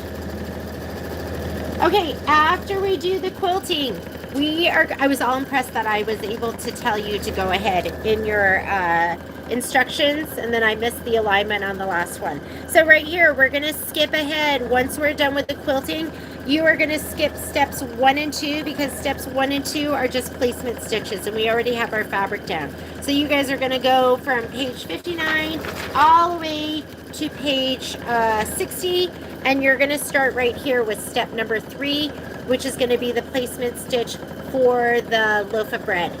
And D, I think it's cappuccino. Finally got smart and marked my thread color page. It's cappuccino. But I think that's a great idea. So Lita was saying that she has it on a sticky on her machine, or else you could like just shrink this down, print it, and put that on there so it's always where you need it. So I'm going to get my cappuccino thread, just happens to be sitting here. If your iron is not hot, heat it up right now because we are going to be, if you used your scan and cut and you have heat and bond light, heat up your iron because we're going to be fusing that down.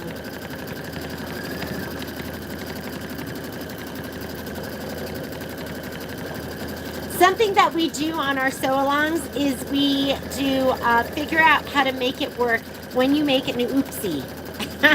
That's part of the sew-alongs here.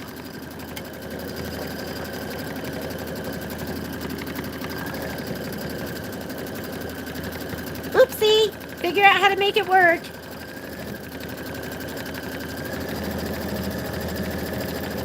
I haven't even been mentioning the recommended thread colors for your quilting, but if you want to follow along with the actual instructions, I put it in here in the instructions. So quilting thread color, that's what the Kimberbell book is recommending, linen and then buttercup and buttercup. So you should be using buttercup if you're just using the thread from the thread kit. But you know me, I'm all about my Hala shimmer and now my yen mitt.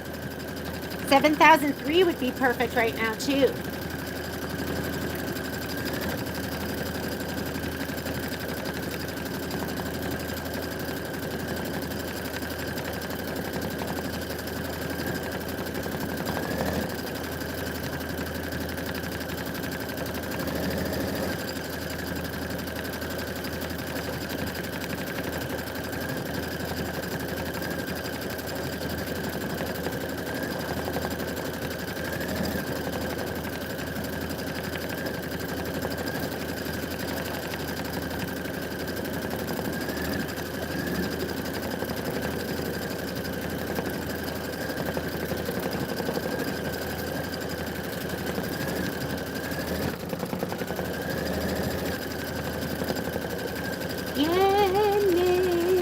Okay, this one is, let me go back to my instructions.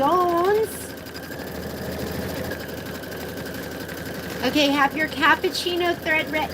Look at this thread go. That's right, full speed, same needle. Didn't do anything. It just wanted to stitch. It felt like being a pleaser today.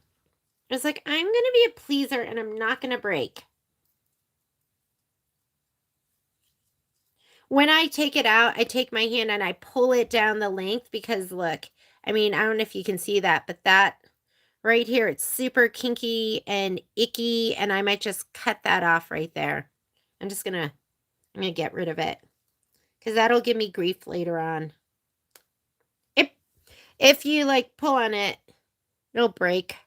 And I just yanked it. Okay, I'm going cappuccino. Oh, before I forget, let's fast forward. So right here, I'm going to get off of that. I'm going to skip that placement line. I'm going to skip the tack down. Our fabric's down and quilted already. And I'm going to start with the placement stitch for the bread. If you combined your background quilting with the embroidery, you're starting on step 8. 8 of 25 steps. That's where you should be. 8 of 25. Now put your cappuccino in. Because a lot of times I like to tell you to skip the steps and then I start stitching. I'm like, whoa! What's going on here?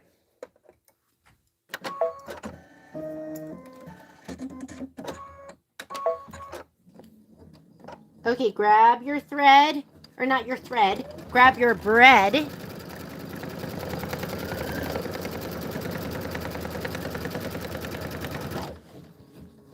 We kept asking him to bring bread last night. We had two things of bread. It was so yummy. All right, here's my Matty mat. I'm going to slip it under. I will not forget to pull it out. I will not forget to pull it out. Guess what? I feel like the iron can melt your hollow shimmer too.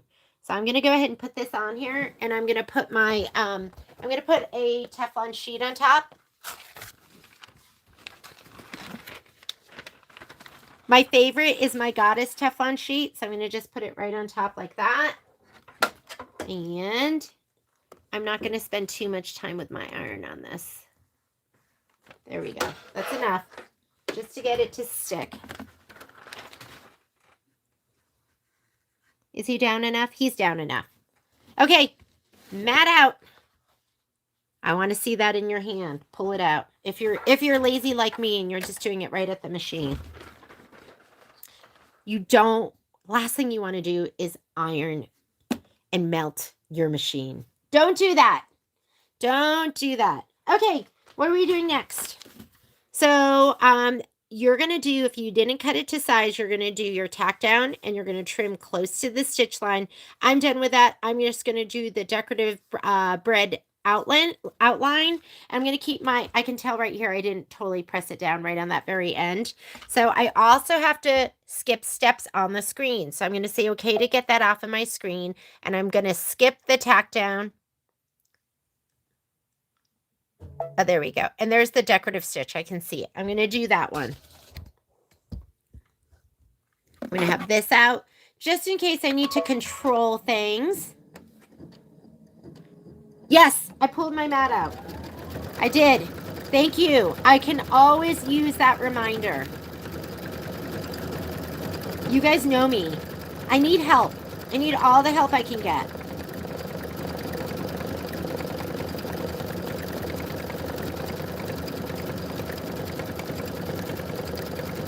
Right? I pulled it out. Yes.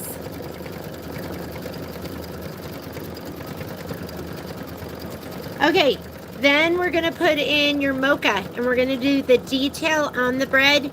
Mocha, fox, aloe, mercury. What was H? It's H, ocean, or grotto blue. H is grotto blue. Okay, get your mocha thread. You're going to do the detail. You can always check. You can always look at your screen and go, okay, what is it stitching out? It's going to show you in one of the windows if you have a brother or baby lock. There'll be a little preview. Unless it's one of the very entry-level machines, there might not be a preview.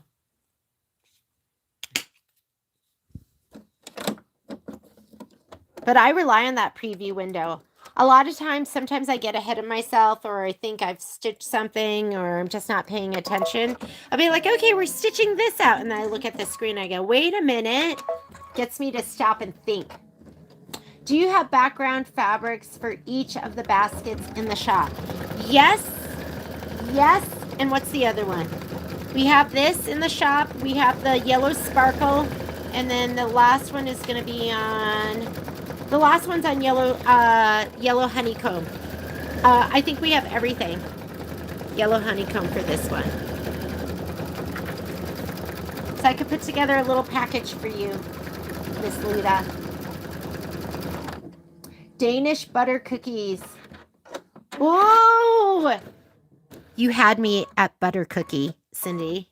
You guys know, do you know I love butter cookies? Like, when I was little, my dad's a pediatrician, and he would get gifts from some of his patients. That's the first time I ever tried fruitcake. Somebody would always give him a fruitcake, but somebody would always bring him one of those tins of those butter cookies. My favorite one is the little pretzel with the sugar on top, and they would bring him. I'm from Willimantic, Connecticut. So there was it Whitman chocolates? There was a chocolate right on Route 6. There was a chocolate place. I think it was Whitman's. And so they would give him a box of Whitman's chocolates. Like, my dad didn't eat the candy. So I just remember, I remember all of those things because it was such a treat. We get it like once a year. Okay, we're going to do the basket handle fill. Put in your fox. It was almost like See's candies. You know, you get a box of See's candies. And it had the little, on the lid, it would say what chocolate was what. Oh my God. What a treat that was. Not the fruitcake. The candies. The fruitcake, I was like, what is this? This is awful.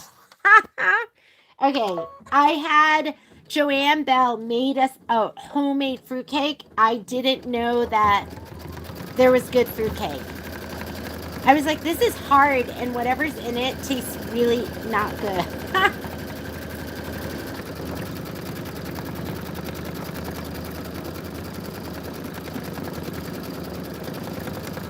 That's crazy. Oh, you know what? So the Fat Quarter Bundle probably includes all the what's in the line and not the Kimberbell basics.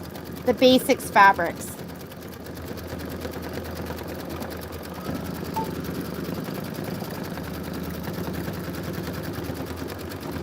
Here we go.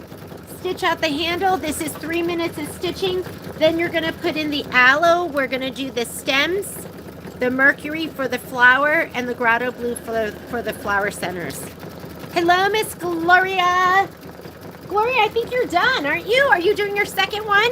Are you on the second one? I know you said you were stitching out 2. I can't even get one done. What I should be doing is while we're doing this, I should be stitching out my background fabric. I haven't even finished stitching out the backing for Enchanted. I told Patrick, no more TV. I'm not allowed to sit and watch TV. I can watch TV, but I have to be sewing at the same time. No more sitting. You finished both of them, Gloria? Gloria, Gloria.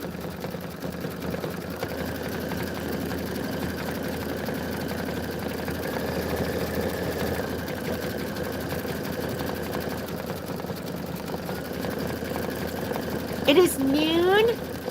This one's only 34 minutes. So it's not as long as the next one. I'm going to start. You know what? I'm stitching all 4 baskets. I mean, all 3 baskets now. I'm not going to wait. And then I'm going to try and finish the grass and have this put together for when I see you tomorrow. I don't think it's that much. Let me look at the next basket. Does it look... This one's not as complicated.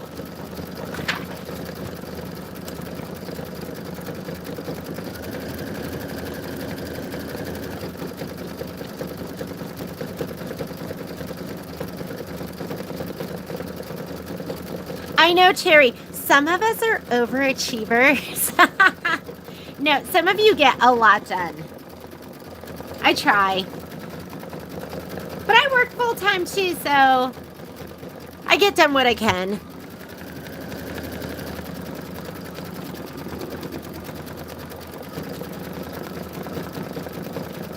I try not to compare myself, or else I would just, I think I would just feel bad about myself. Oh, man.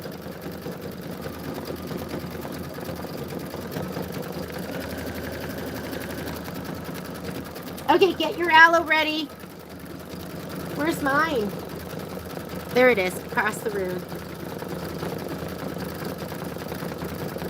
I work in spurts.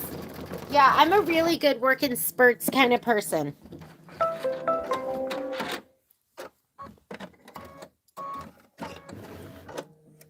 All right, let's put in the aloe. I'm going to finish this one today, though. I want to go into the store this evening because I have to get ready for it. So Lindsay's the main shipper, and that girl is like, she gets so much done. But a lot of times I put stuff together, and if I'm not prepared for her, like I can't outpace her. She's so fast. Let me go ahead. Aloe. This is going to be 3 minutes of stitching. We're doing all of this. And guess what? If you're using a button, you don't have to do this bottom flower.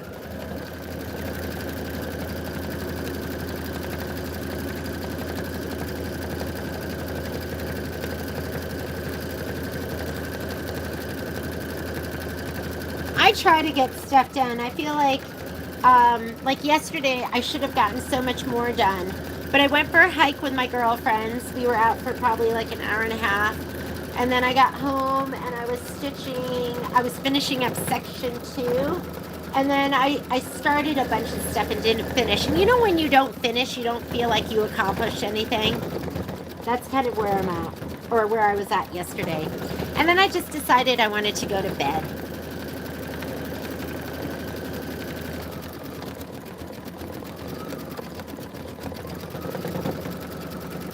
Kai has 2 exams today, so I'm dying to call him to see how he did.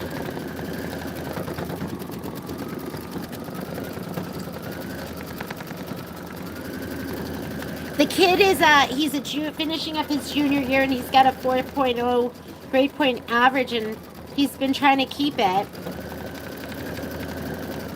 It might be better if he just, he works so hard to maintain that. Might be better if he doesn't get it, and then he doesn't have to keep trying so hard.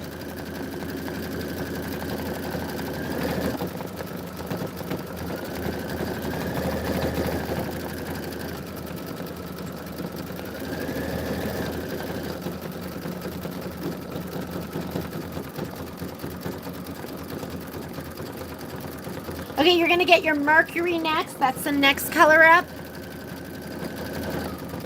He is a civil engineering major, which is even more impressive. And Patrick and I were talking about it last night because we have a friend whose kids are struggling a little bit in school, and our kids are just programmed differently.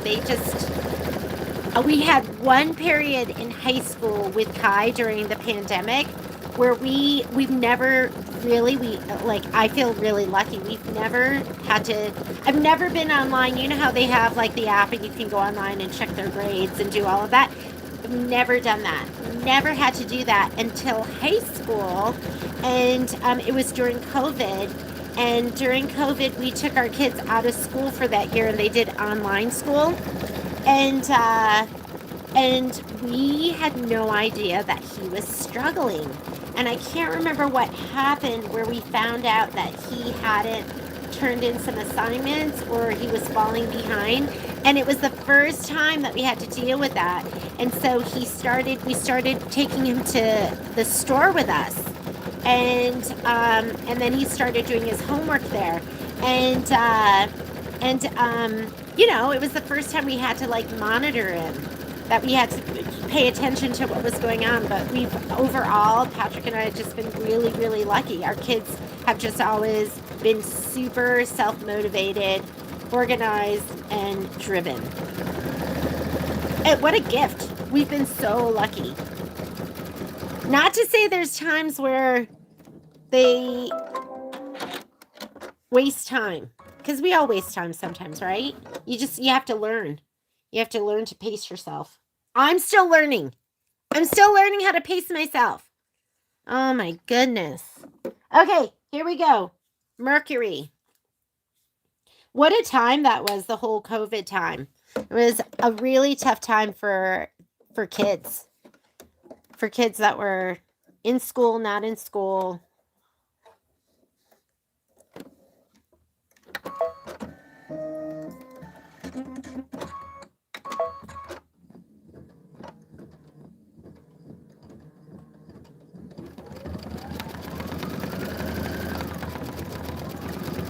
Delta, you go, girl. 4.0.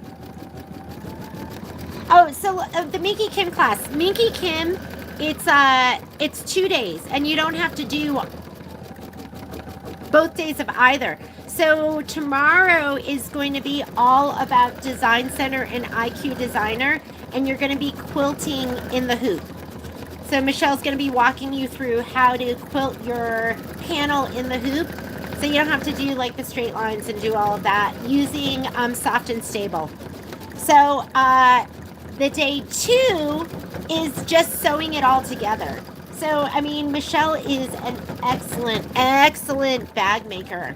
So she's going to walk you through putting the bag together and blinging it up, using rivets, how she made her tag, sewing on the embellishments, working with that little bag of notions. If you got the bag of notions, you can always just use what you have, but also playing with all that stuff. That stuff I never play with, so she'll be showing you how to do all of that. So 2 totally separate classes. You can take both, or you can do either one. If all you want to learn is just to custom quilt in IQ Design Center, then you could do the first class and, sew the bags together on your own. So The other one's all about sewing the bag together.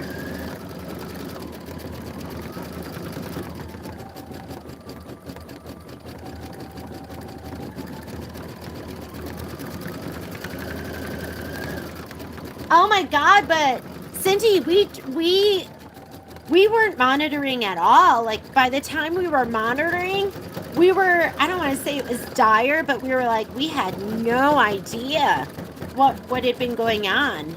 I think Kai would get super overwhelmed, and you kind of had to teach yourself. The kids that, they weren't, he had to kind of teach himself. So we got him a tutor, and like, we brought him to work with us, and we just paid attention to every assignment that was due, and we were on top of it then. But it was the first time we had to be. So, we were really lucky that was the first time. Okay, grotto blue. Let's put in your grotto blue. Out of town. Oh yeah, so what we'll do is after the class, we will load it and send it to you via Zoom. It usually doesn't happen until the afternoon because it just takes a little bit of time for the video to render, but I'll pay attention to it and make sure that you get that by the early evening. Aw, thanks, Gloria. Geez, it's parenting. Wow, right? I gotta tell you, like, I feel really, really lucky because I know what some parents go through, and our kids have made it pretty easy on us.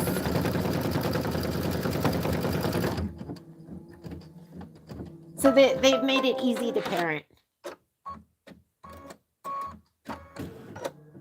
Okay, you're gonna stitch the flower to petals fill. That's gonna be in butter.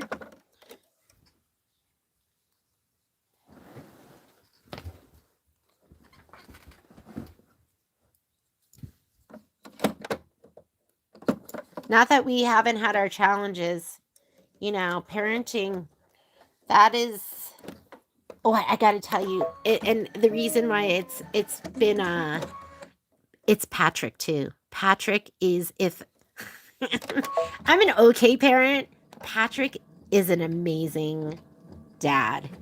He is, wow, he's such a great patient, involved. He's phenomenal. I feel like I just I don't know. He was just born to be a great dad. So I got really lucky there too, because you don't know, right? When you get married, you don't know if your spouse is going to be a great parent. I lucked out.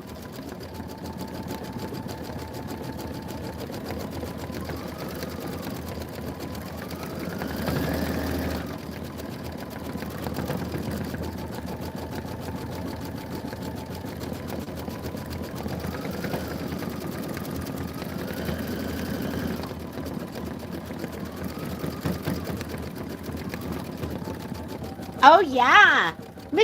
You know what I miss? Like back in the day, Kimberbell's quilts used to be a combination of traditional piecing. Like that's how I learned. That's where I did my very first piecing, was like with the boardwalk quilt, or was it what was the home one? I can't remember. I miss that. I wish that was an option where they would give you instructions and cut instructions to piece it as well as stitch it regularly, because I would do it the traditional way. If there was a choice given, I would do my pinwheels. I would have pieced those traditionally and not in the hoop. I'm going to tell that to my rep.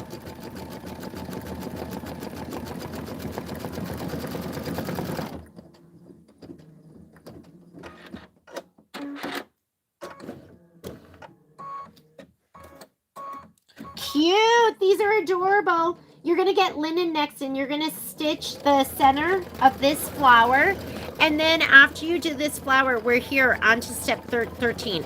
It says if using the button, which I'm going to use, you're going to skip steps 13 and 14, and we're going to go straight to 15. So I'm going to do the center right now, and I'm going to be skipping these 2 steps. If you're not using the button, or if you're like Gloria and you've already used your button up, and then you're doing your second one, I would just go ahead and stitch these traditionally and then do the basket placement. So let me get my linen thread. Where are you, linen?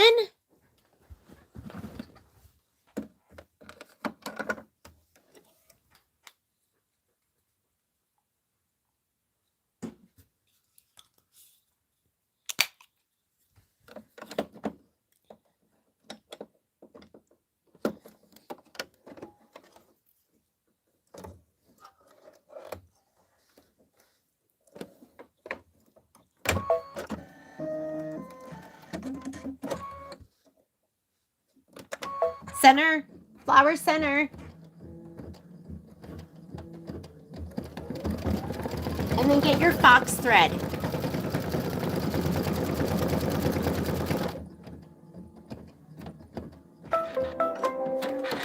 So I know we're scheduled for 3 hours, but I'm just going to keep stitching. I'm going to do all my baskets now.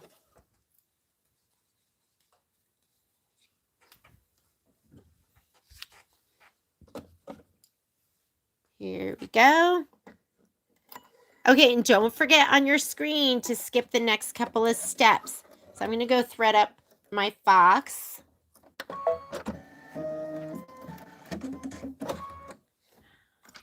Okay, here we go. On the screen, I'm going to go. So that was the second flower, and then that's the center. And now we're going to go to the placement line. Here we go.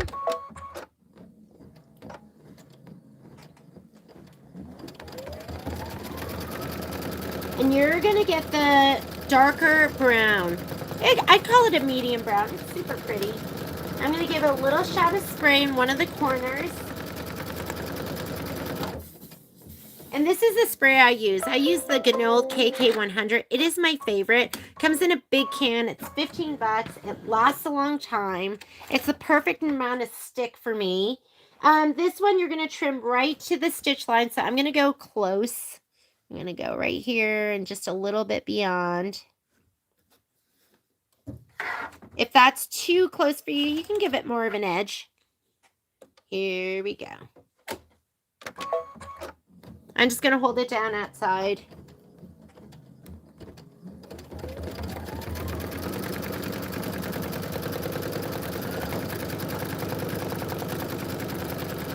You're going to use this anywhere you're tempted to put your finger. And even this, you don't want to hit the needle with this, but it's better than hitting your finger. Break a needle before you break your finger. Oh, I know. Because if I don't do it right now, I'm going to be like, oh, I don't know if I feel like finishing that basket. I feel like when I'm like in the mode, you got to just keep stitching. Oh, and you know what? We didn't even talk about it. I feel like this is kind of directional, where the stripes are more, I would put it where you see what I'm talking about, right? Where the stripes are kind of going across. You can do it the other way, but I think that for my eye looks better. Yeah, let's just keep going. Maybe we'll even do the grass. Should we just do it all? Let's just stitch it all. I'm going to do it anyways.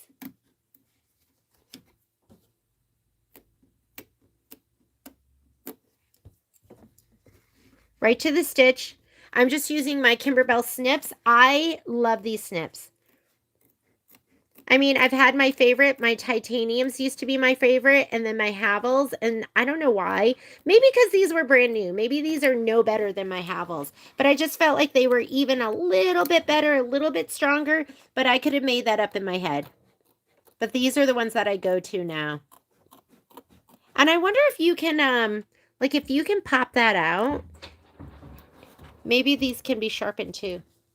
Hi Patrick.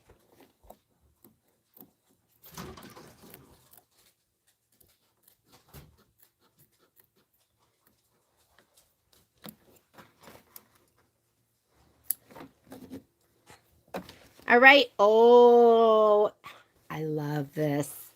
It is so pretty. All right, what color do we put in next? So we just did the tack down and the trim. You're going to put in C, and C is mocha. We're going to put in mocha, and then we're going to put in fox.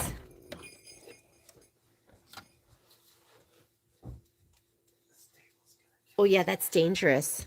You better take that off of there, Patrick. What if the dogs run into it? That speaker's like, we got to move it. Excuse me. Excuse me. I'm just kidding.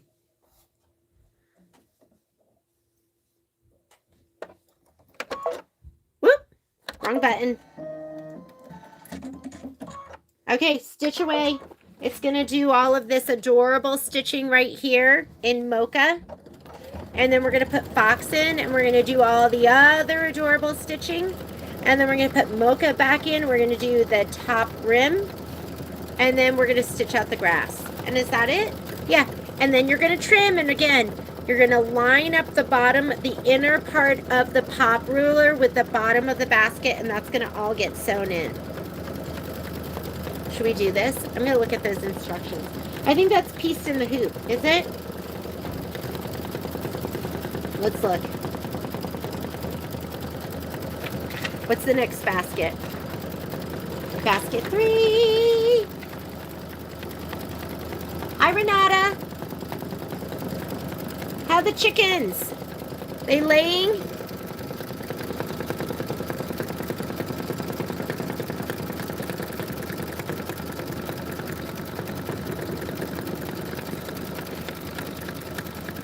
I want chickens. I want chickens.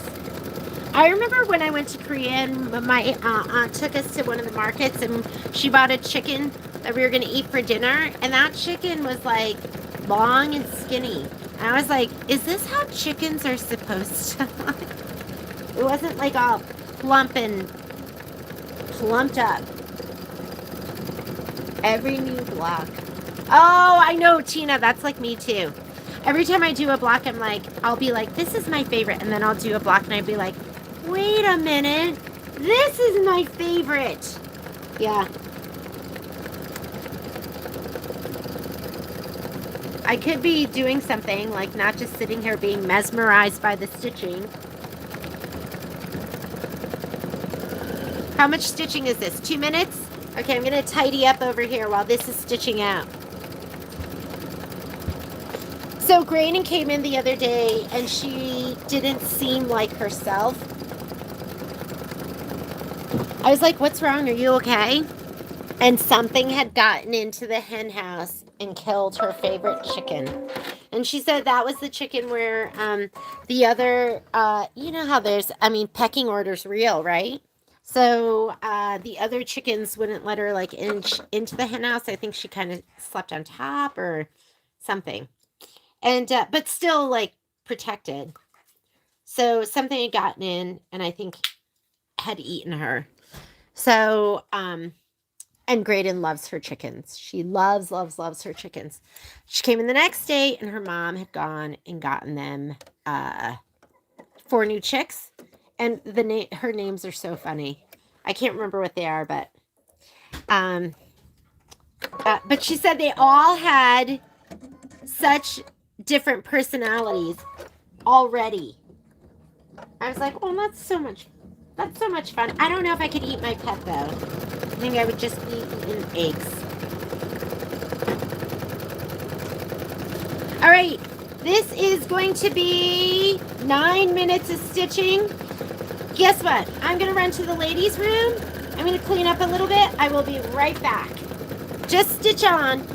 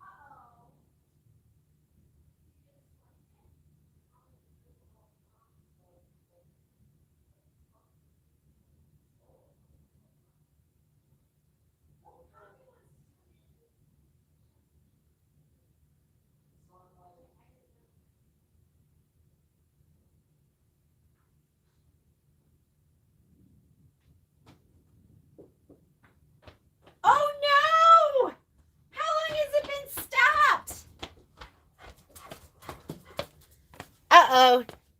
Check and rethread. All right, so let's see what happened. Of course, I wasn't going to come down because I was like wanting to get a snack. And then, so look at this. I have a little, look at this little guy on the very end. See that? Ick. Don't know what caused that. But let's go ahead and rethread. Glad I came down. Patrick was talking to me and I was like, oh, maybe I'll make something. And I was like, I better go down there. It's when you're not there that something happens, right? Okay, so I'm going to go back 10 stitches. Hopefully you weren't sitting here in silence for too long. And just know that that stuff happens sometimes. If it happens again,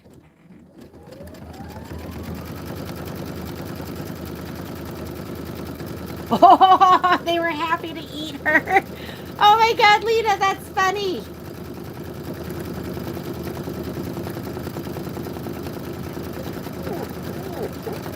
I feel like chickens are kind of, they're kind of primal, right? You could throw, I had a friend that had them, and I mean, she would feed some, oh, you want to come here? Uh-oh. You want to come here too? Uh-oh. Well, puppy! This is why it's hard to stitch sometimes. But these are my babies. I know some of you aren't dog people, so you'd rather not see them, but this is what I got my ottoman so that I could, they could join me sometimes. But, hopefully Momo won't hit my embroidery arm. And this is Poppy. Yeah. They're my babies. Okay, I guess I'll move. Shall I move? I guess if you guys are gonna sit in the chairs, then I'll move. They're very sweet. I love them. Right, Poppy? With your freckles? And poor Momo. Okay, this is what you're here to see.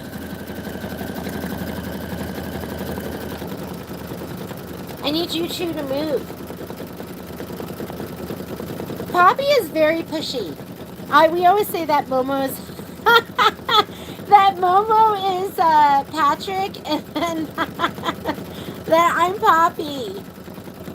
Poppy just pushes Momo around. Oh, yes. They have really good teeth. I thought all dogs had good teeth, and then I don't know. I saw a dog the other day, and I was like, oh, I guess not. Okay, 9 more minutes. We are, I'd say, 1/3 of the way through with this stitching.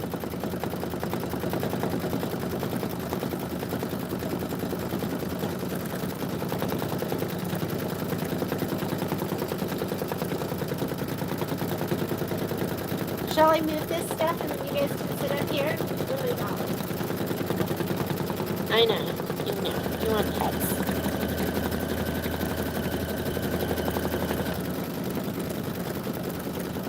This is when I start giving them treats, like peanut butter and a chew and I don't know, all sorts of stuff. Yeah. You can't take it anymore. They've been really good today. It actually haven't bothered me too much. I think Patrick's been here, but Patrick's going to go on a bike ride soon. Your teeth are perfect. Aren't they pretty, Poppy? How about you, Momo?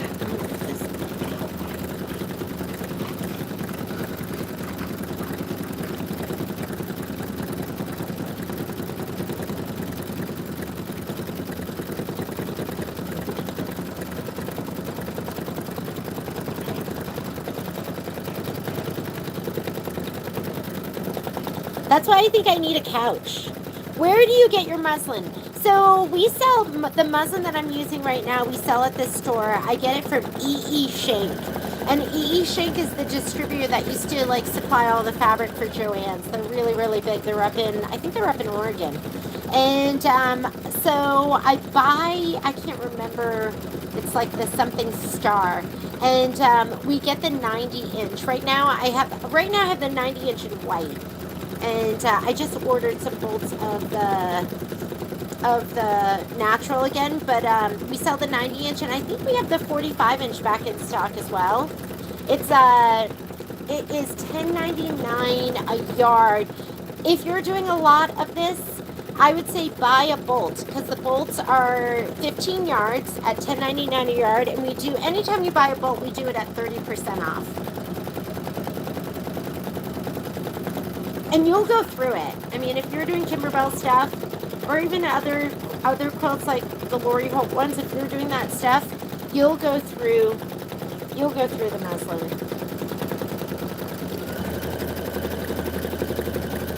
Oh, you're not getting any pets? Poor Momo.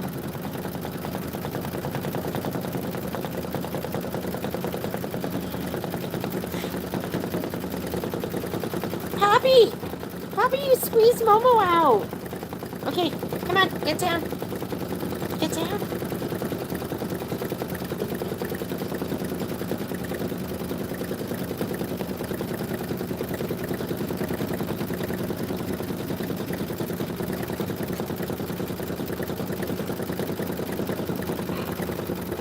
Can you get down?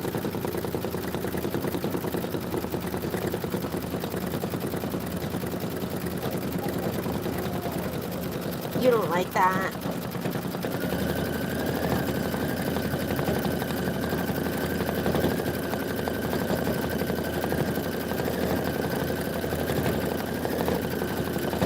Okay, hopefully it doesn't run out of thread. I'm gonna go get them a treat. Be right back.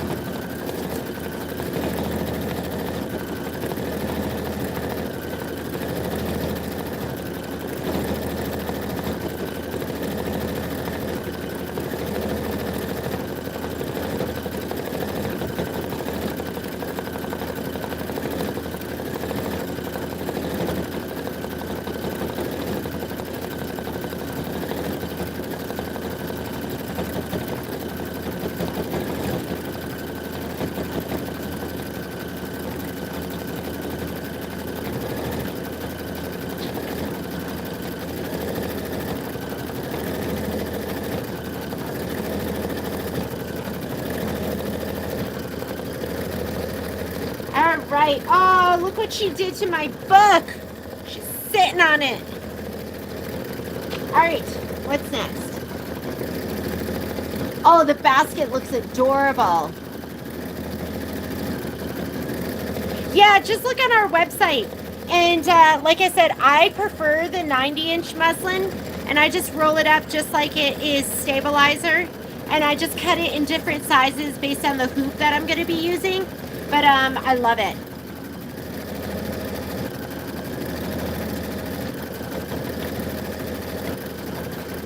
So next thing we're going to do, after we do this, because this is the darker of the fill, we are going to put our mocha back in. It's going to do the top rim right here. And then we'll do the grass fill. I was like, why don't we have anything here? But that's where the button's going to be. We're 30 minutes into a 34-minute stitch out. Oh, hi, Mita. I was asking about you. I was wondering where you were. So, we're on basket 2 right now. And then if you want to jump in, we're going to, as soon as we're done with this, we'll start basket 3. We're going to stitch a little bit longer.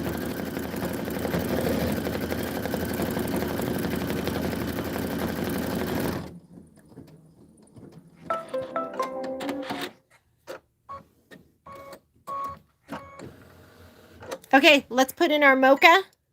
We're going to do the top of the basket. If you're just joining us, we're finishing up basket 2. Maybe it's good you weren't stitching with us, Mita, because I messed up on the alignment of basket number 1. So just make sure that you don't line it up like I lined it up, because I missed the alignment and I put it up too high. I put it up like it was loaded. I don't know what happened to my mocha. Okay, when in doubt, look on the floor. Mocha is missing. Mocha's I mean, I just had it, right? There's cappuccino. There is it on here with me?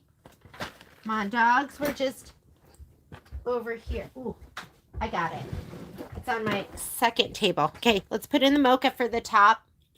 Okay, anyone who's just joining, if you are going to stitch out basket 1 with the video, I will put a note in the description that says, make sure you do the special alignment, because I didn't do it with basket 1.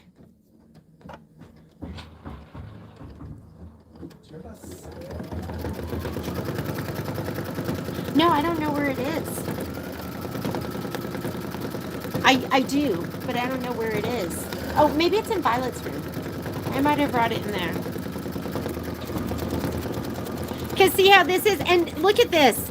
Anytime you have dense stitching, you might get puckering. Don't worry about it. You're going to press that all out. That's why that pressing before you trim is so important. You're going to lay this down, get it nice and damp. From the back side, you're going to press it.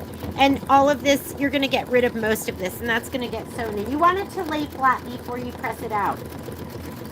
So the first basket I stitched, I didn't move the design down. And the design needs to be moved down. This is going to get sewn into the seam allowance, which I don't really like that. That's going to get all sewn into the seam allowance, huh? It's going to be pretty thick. I almost rather trim it like a 1/4 inch below and then stitch it so this is sitting on the seam allowance. But okay, I'm just going to follow the instructions.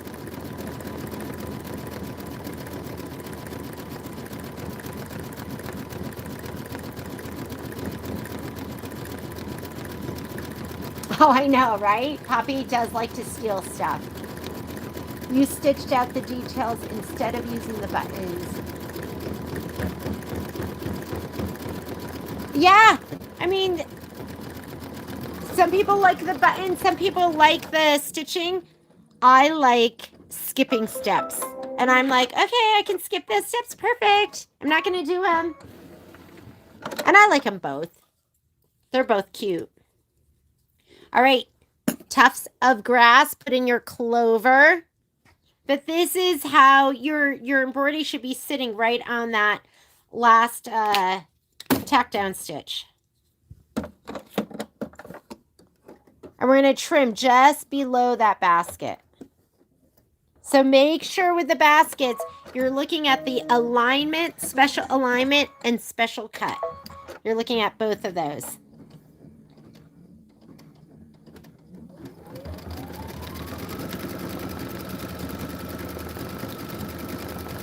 Oh, yeah, that's good too. So Marnie there's a rubber spatula that she gets from the Dollar Tree that she likes to use. Kind of like what I'm using, right? Because except this is hard. This is hard, but I love the spatulas. They come in a 4 set, and I can always find one of them. But yeah, anything. I mean, sometimes I can't even I have 4 of these, and sometimes I can't find them. I'll just grab anything. I'll grab the tip of my scissors and use that. The whole point is I don't want you reaching in with your finger. It's too tempting, but it's too dangerous. I've just had too many people come into the store with bandaged up fingers, and I'm like, what happened? And then they tell me the story of how they reached in and the needle got them.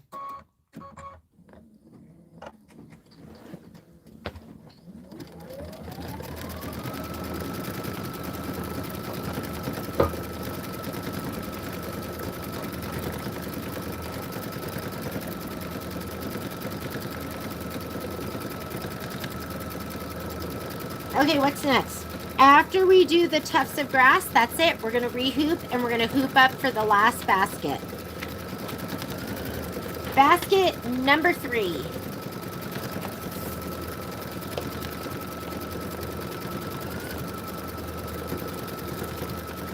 I'm going to tidy up over here while that's stitching out.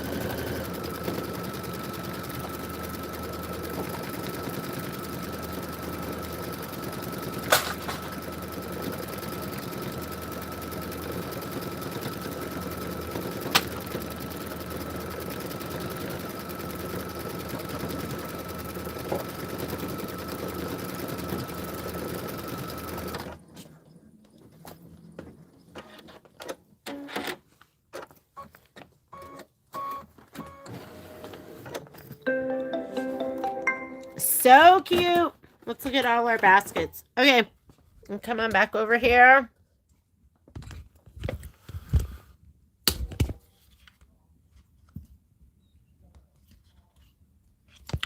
All right.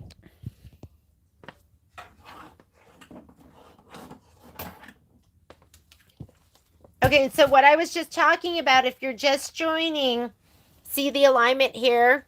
I was supposed to bring the design down so it sat on this, the tack down stitch.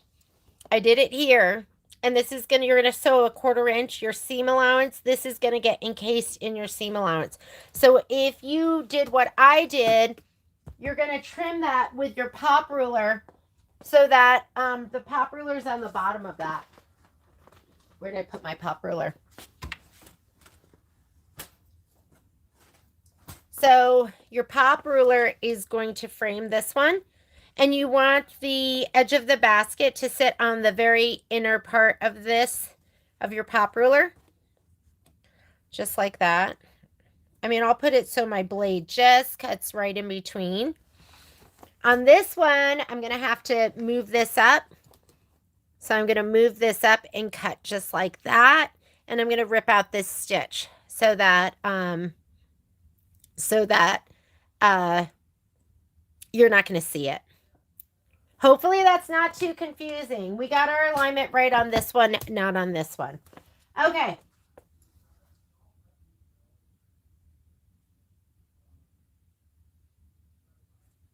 Renata, I could not drink wine and sew.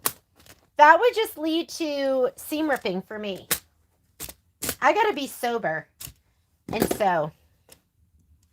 I think if I drank wine and I was sewing, hopefully I would be with girlfriends and it would just end up to me watching people sew and hanging out. I could not do that. I like to keep one embroidery on. So I'm going to cut this one off from the back side. I like to cut right in between. And you might get something like this, the like eyelashing I got, if you're using muslin as your base. But don't worry about it. You're going to press it all out and it's just going to get sewn into your seam allowance, okay? All right, let's hoop up for the next one. I have just enough fabric. All right, I like this. I like that on my left-hand side. I'm going to put this in. I know, you're like, she makes one heck of a mess. I sure do. It's my special skill. I don't want you to look at this and go, oh no, I'm having tension issues. Yeah, I don't know. Sometimes it just looks like that with when you're using the muslin. I never worry about it. I'm never looking at that back and going, oh my God, something's wrong. As long as the stitching from the front's looking great, which it does.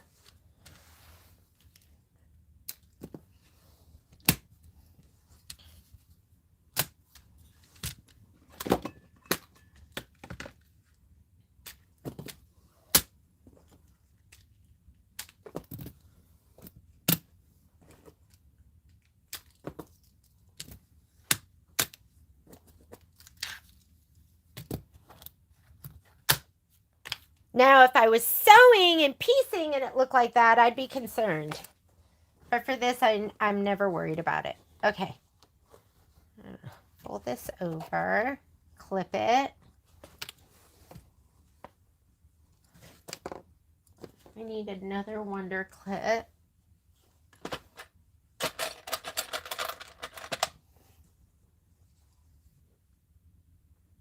I don't know where this came from. All right, I'm going to go ahead and slide that onto the machine. Oh, there's the other wonder clip. Popped off.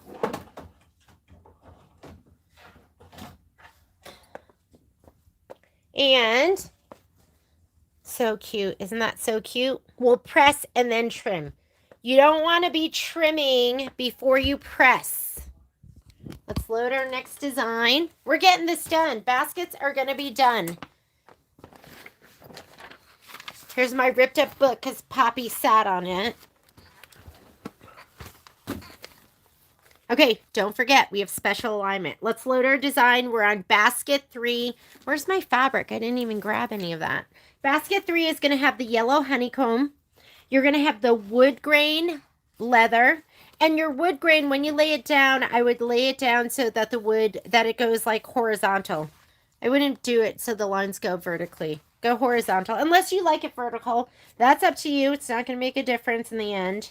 Here is our background fabric, our batting, and then we have a bunch of pieces. I think this one has a whole bunch of pieces. Let's grab them all.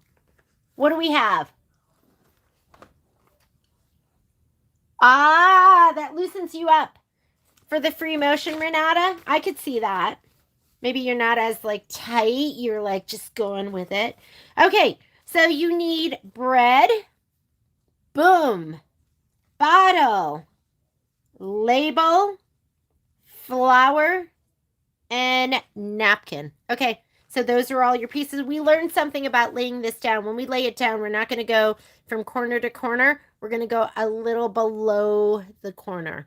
And that way it's going to be a little bigger on top and it'll cover it over like that. It might be nice too to put SF 101 on this so it doesn't fray, but I didn't do mine. And it doesn't tell you to do that. Iron the napkin in half. It does want you to iron the napkin in half. I'm not going to. It says optional. Apply fray preventative product to the raw edges of the napkin. I'm not washing mine. If this is something that's going to get put in the laundry, you should probably put the fray check on it. I have a whole bunch of cloth napkins that I made, and I put fray check on the corners of those. I did serge it with a rolled edge, but I have put fray check on the corner of those, and I've washed them 100 times, and it doesn't come undone. So if you want to put a little fray check, you can do that. I wouldn't press it. I would say when we lay it down, let's make sure the corner goes from just below the corner to just below the corner. And then when we press it, it's going to cover over the backside. So for me, I go, don't even press it. We just learned up from the last one. All right, let's go ahead and get started. So this is in here. The design we want to put in is weather. I'm going to go ahead and let's lower this down. Here we go. All right, gonna say okay. Let's go home, clear our screen. We're gonna go embroidery, pocket. You could cut a little larger. Yes, you could absolutely do that and use your pinking shears. Pinking shears are amazing. And we want weather. This one is weather. That shows the clouds and the sun and all of that. You want the 6.5 by 8.5, right? Yes, 6.5 by 8.5. Let's go ahead and set it. And now we're going to add. You're going to add basket 3. And basket 3 has a drink and a flour and bread. So you're looking, and this is where I go for design database transfer. If you're doing USB, you have that. And if you're pulling it from your machine, you saved it there, you can choose any one of those options. But you have to select the right option.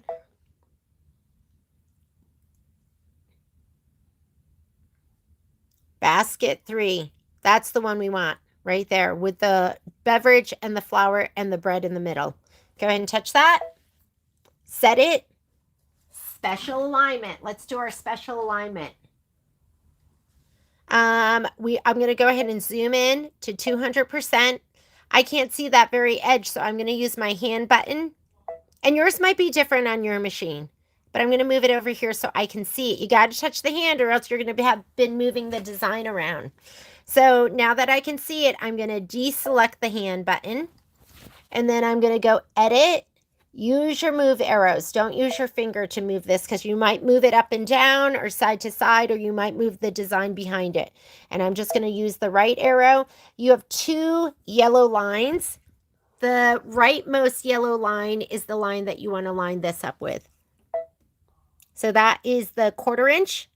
You are moving it to the tack down line so that you can encase the bottom of the basket. Okay, I'm perfectly lined up. I'm going to say okay. I'm going to zoom back out to 100%, and that's what it should look like.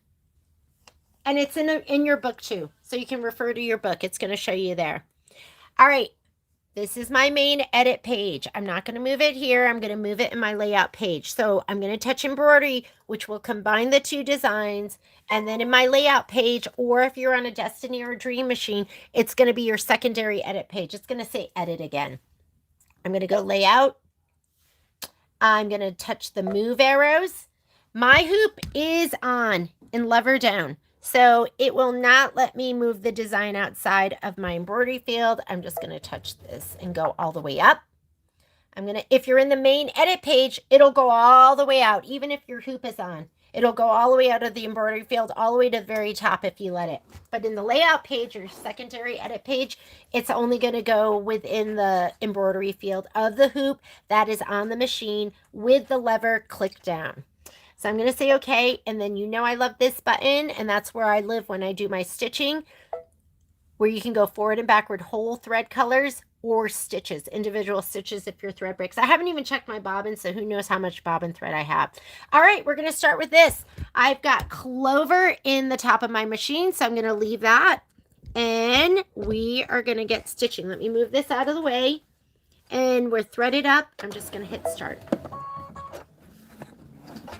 Hopefully this won't get in the way. I'm going to watch for this right now. So this is your batting placement line first. Okay, while it's doing that, let's go ahead and spray. Here's my spray tent. Looks kind of wonky. I'm going to grab all my applique pieces and I'm going to put these on top of my machine so I'm not looking for them. And wrong side of your batting first, which is the nubbier, bumpier side. That's the wrong side, and so you want to lay that down, bumpy side down. Here's my background fabric. You're going to look to the back. See that? Get him off. Anything that might shadow through, even a white thread. Okay, so look it over, spray it, and then you're going to put it down.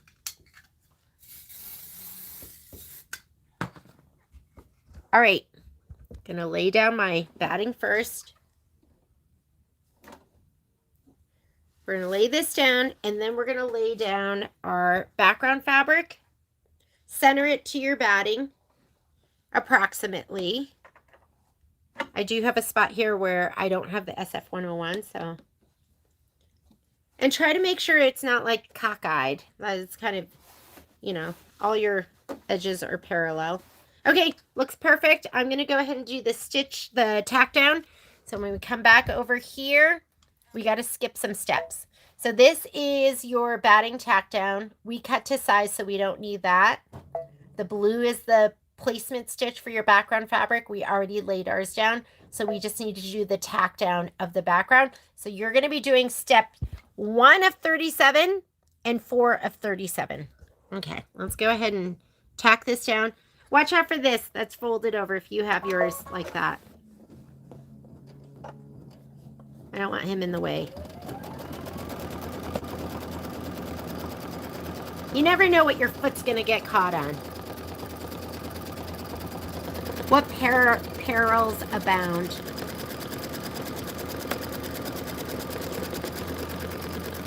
Make sure you did that, make sure you did the whatchamacallit, the special alignment. Okay, if you look at your screen, it's going to show you the quilting stitch. What color shall I do? I did the bright gold, the light gold. I'm going to go back to the bright gold. And these are on the outside, so my 2 bright golds are on the outside. So I'm going to do 6003.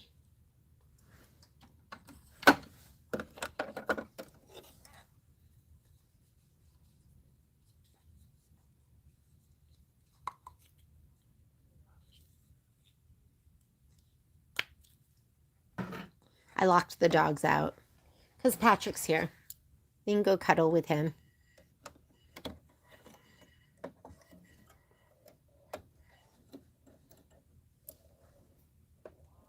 It's cold here today. I swear March was warmer than April. Okay, here we go. Not even turning it down. I'm going at full speed. This is a lot of stitching. It's 4 minutes of stitching, so It might break once. That's okay. I'll just rethread. And then once we're done with this, don't forget, we are going to skip ahead. So if you look at your instructions, it says right here, after quilting, go to machine step 3 in your embroidery instructions. So step 1 and 2, that's all the placement and tack down for your background fabric, but we already have it down. We're going to skip right here to this placement stitch, and you're going to need butter. So get your butter thread ready, your fabric ready. You might want to turn on your iron if your iron is not heated up. I'm going to turn mine on right now so it's nice and hot. Did it break? What happened? It said to check it and rethread. So let's keep going. Maybe my bobbin's out.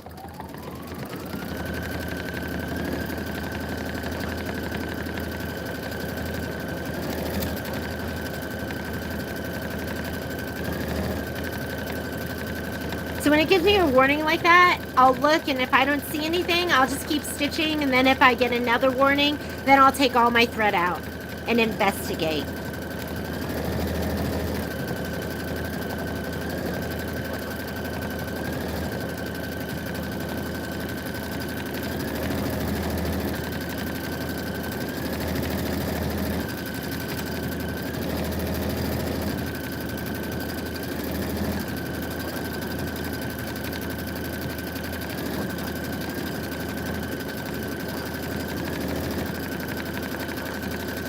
What is the thread you are using for the background, and do you carry it?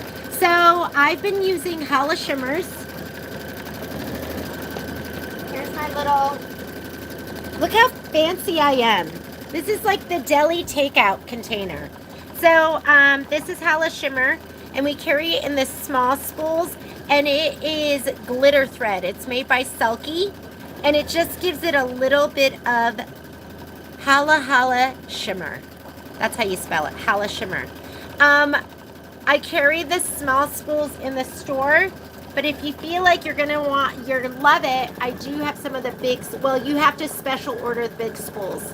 And that usually I tell people to wait, you're gonna expect to wait 2 weeks. But the big spools are huge, it's 6,000 meters. The smalls will work. I probably have half large spools, half small spools. I'm also using, for the first time, because Mita came in and she had used the Yenmet. And Yenmet is spelled, you can barely see it on here. Do you see it? Y-E-N-M-E-T. It's in the blue on the background. This is from OESD. It's, I don't know if it's made by, well, Yenmet makes Isacord. But this is like a glitter thread. It's so pretty. It's like iridescent. So I've been looking for like a good white glitter, and this is color 7003. I don't know if I have it on the website, so I will add it to the website. And I have to order, I might have some in the store, but I'm going to have to order that.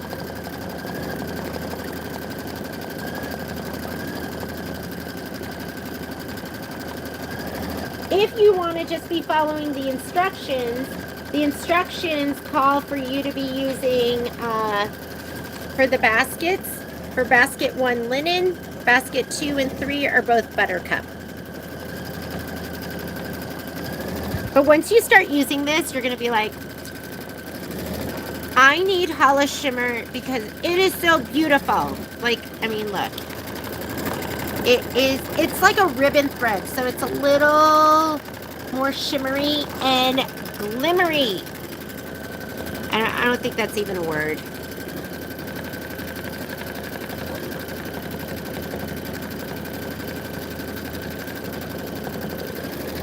It just looks gorgeous. You're going to stitch with it and be like, oh, I feel like a queen of stitching.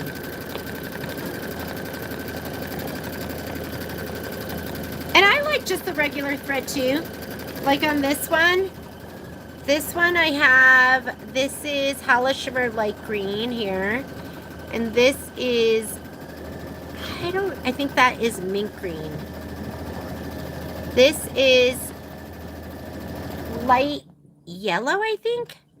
I think that's 6008. Here's regular thread, regular pearl. And here's light green again. Ooh, right? Oh, and this is that Yenmit stuff. Sorry, I hit the arm. Which it's a little iridescent. Can you see that? How it's a little iridescent. So pretty. Okay. Not bad. We just had to thread up once. Let's go ahead and take this out. My favorite, like one of my favorites, is the multi. The multi is so gorgeous. I'm using it in mistletoe. But see how, this is how it looks. So I love my Kingstar thread, but sometimes I want to bump it up a notch. It's like volume 11, turning it up to 11.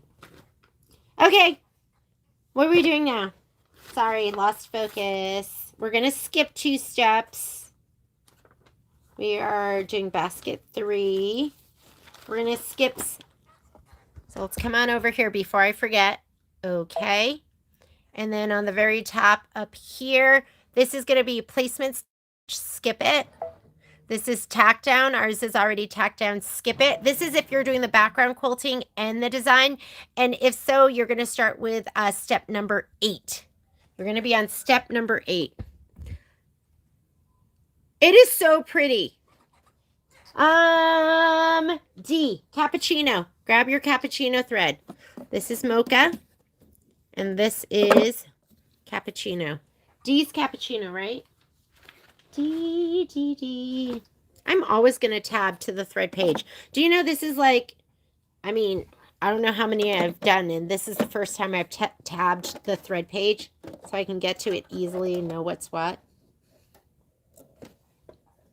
I do need to just print it out and put it on my machine. Okay. Placement stitch for the bread. Grab your piece of bread. It's going to look like this. I'm going to press it down. I've already done the scan and cut. Mine has heat and bond light on it.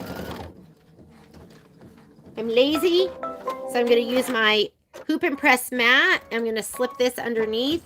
So what I do is I open this up a tiny bit, slide it down, take my mat, slip it under, and then I'm going to just put this. Oh, for a second I thought it was like the wrong direction. So this hollow shimmer thread I feel like can melt. So I'm going to go ahead and just put this on here. This is my goddess pressing sheet. My iron is hot. I'm just going to give it a little bit of press just down here. That should be enough.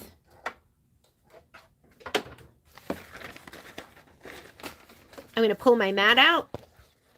And this is really thin. Don't use a thick mat. This is 1/4 inch. You don't want a thick one that's going to be pushing your hoop up and damaging this over here. I wouldn't go any thicker than these, the thin hoop and press. The thin hoop and press mats are made for the snap hoops. All right. So we just did placement stitch.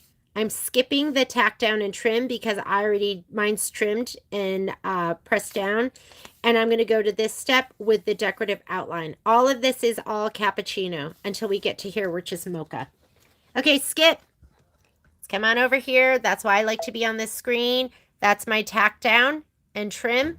That's the decorative stitching. I'm going to do that. So I skipped step 9. I'm doing step 10.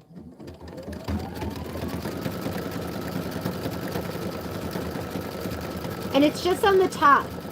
Then get your mocha thread. Mocha. Here's your mocha thread. You're going to get that.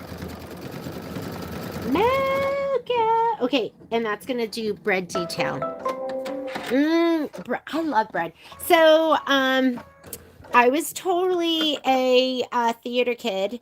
And whenever we did, they had like the cafeteria, like afterwards, would be open after school, and they cooked bread, and the bread was so good. And so you could make sure your mat's out. I pulled my mat out.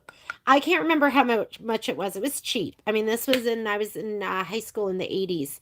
So you would go and you could have like $1 or $2 and buy like a bag of, I think they were like rolls. Like maybe they were making rolls for lunch. That bread was so good. So good. So good. Okay, let's stitch down. Look at my knotted, like, I didn't pull the loop through, so I have this ugly, I'm gonna have to just trim it. Maybe it's getting all stitched down. Has anyone seen, there's that new musical out, I think it's called Shucked. It's here in Reno, and I was like, ooh, I should go see that. Are you gonna put the clear, oh my God, Cindy, yes, because you reminded me. Otherwise, I wouldn't have because I already forgot. Yes, let's put vinyl down on top of the bottle. So get your clear vinyl if you can find it. Should I do my favorite vinyl? You guys know I have favorite vinyl, right? Anytime I can use it, I'll use it. I'm going to get it before I forget. Wait, let me move this. Sorry. Moving some stuff around.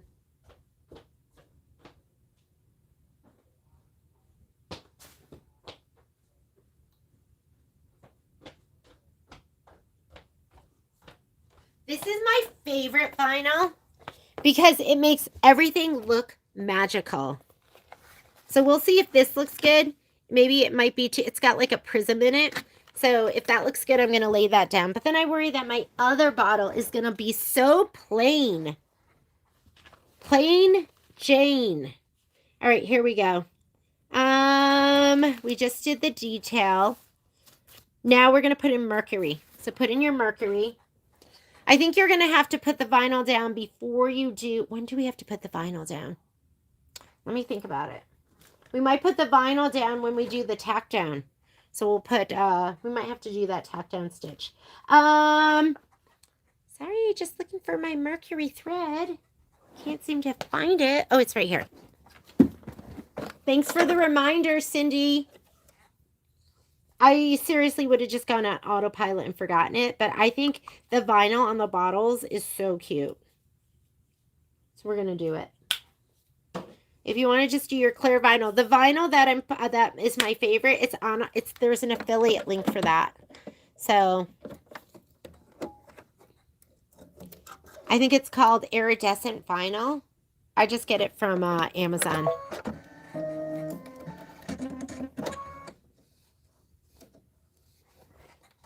Placement stitch. Where is my bottle? Here's my bottle.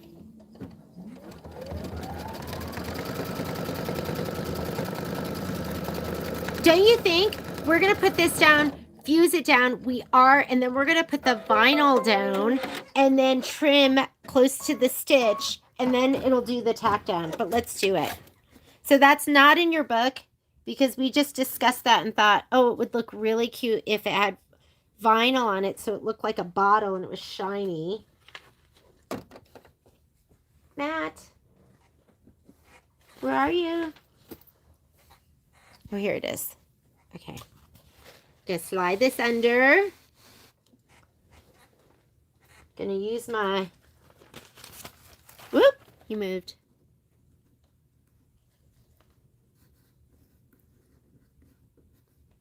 Gentle and gentle.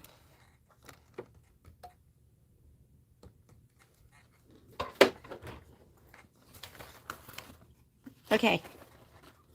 Mat out. Mat out. See, I'm proving it to you. Vinyl. Let's see. Is it going to be gorge?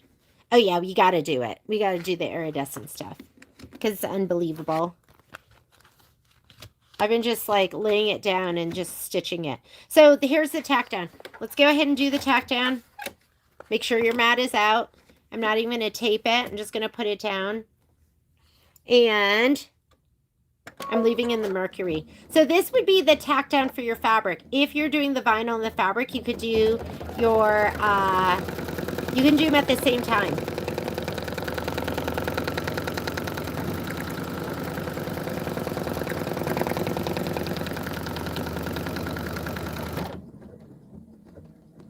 Yeah, get your vinyl wherever you can. I even started hoarding, oh shoot, you know what? You know what I shouldn't have done? Because does this get a label on it? It does get a label. So when I go to put the label on, I'm going to, the iron will, I feel like it scars the vinyl a little bit. So when I put the vinyl on, I'm just gonna spray it on. Like use some spray basting. And if you want, you could do the label underneath. No, I don't know. This isn't called for, so we're just gonna we're playing it by ear. And I would cut this close to the stitch because I think there's a satin stitch that goes around it. If it was raw edge, then not close to the stitch, but this is.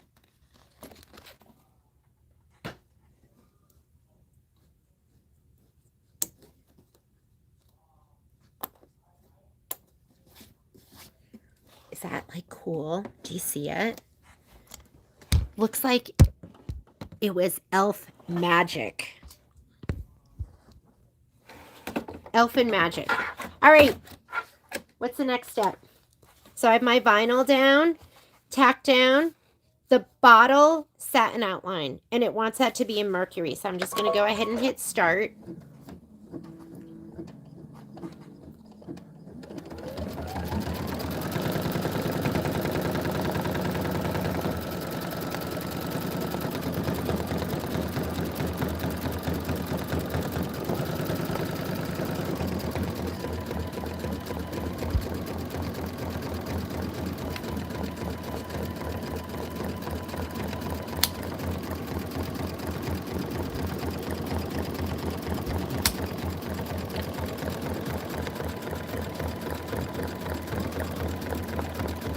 I do worry sometimes that the needle holes will perforate, but this feels good. Seems fine.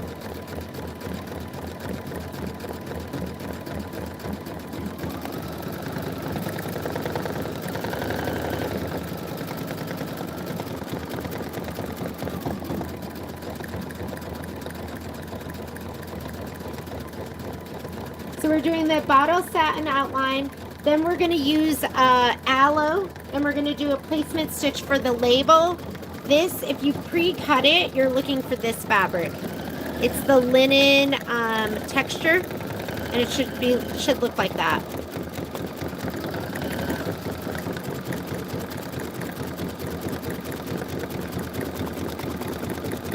Sylvia, that's probably it. They made rolls. They were so good, and you could buy like a bag of them. They would sell you a bag of rolls.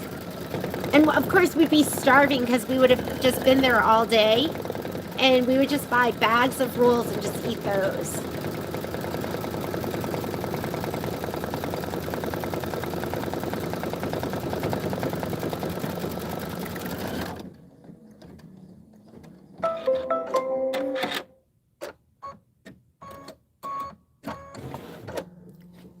Looks so good, doesn't it?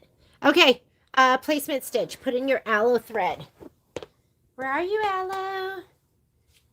Oh, right here on the bed of my machine.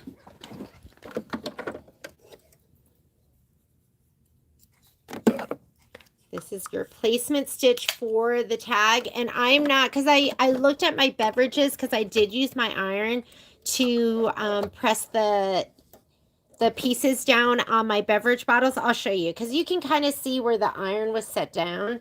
And I was like, okay, well, that's good to know. From now on, I won't do that again. And normally you'd be able to put it down because you wouldn't have the vinyl on there, but I have the vinyl on there. And what I mean by that is, where my beverages at?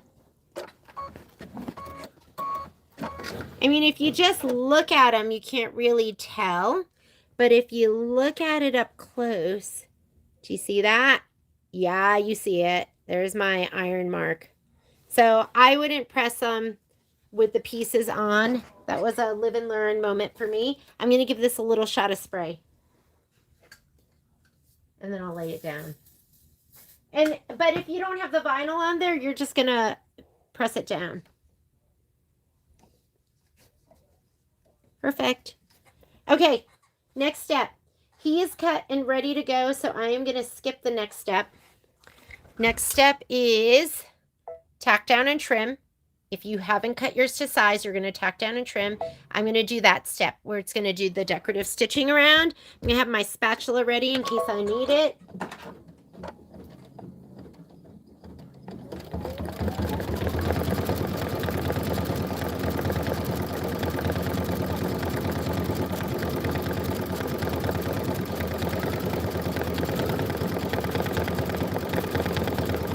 Perfect. Ooh, fudgesicles.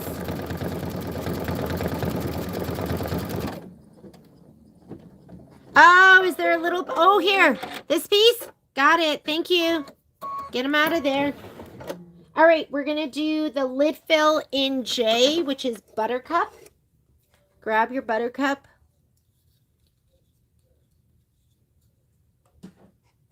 Oh, yeah. You can use... yeah, I mean... I was telling you how I was saving Mylar balloons from like birthday parties. I like literally found a balloon like outside. I was like, "Oh, I'm going to take that and use it." And I was like, "Okay, I have a problem." Now I'm bringing home garbage from outside.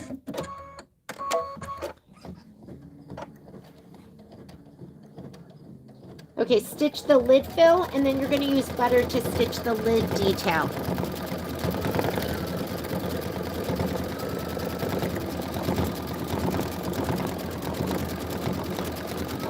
Who's 0987? Oh, is that Vicky? Is that you, Vicky?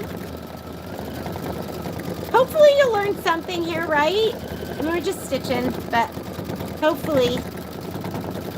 And we make up stuff too.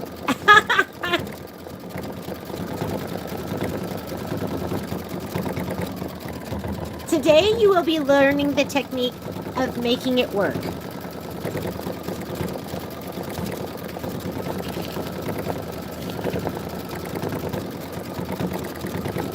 Rita, are you stitching this one out with us?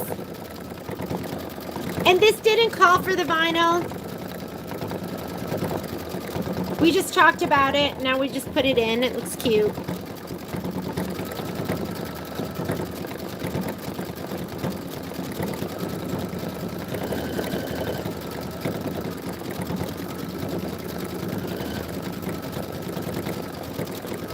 Okay, get your butter thread. Butter's up next.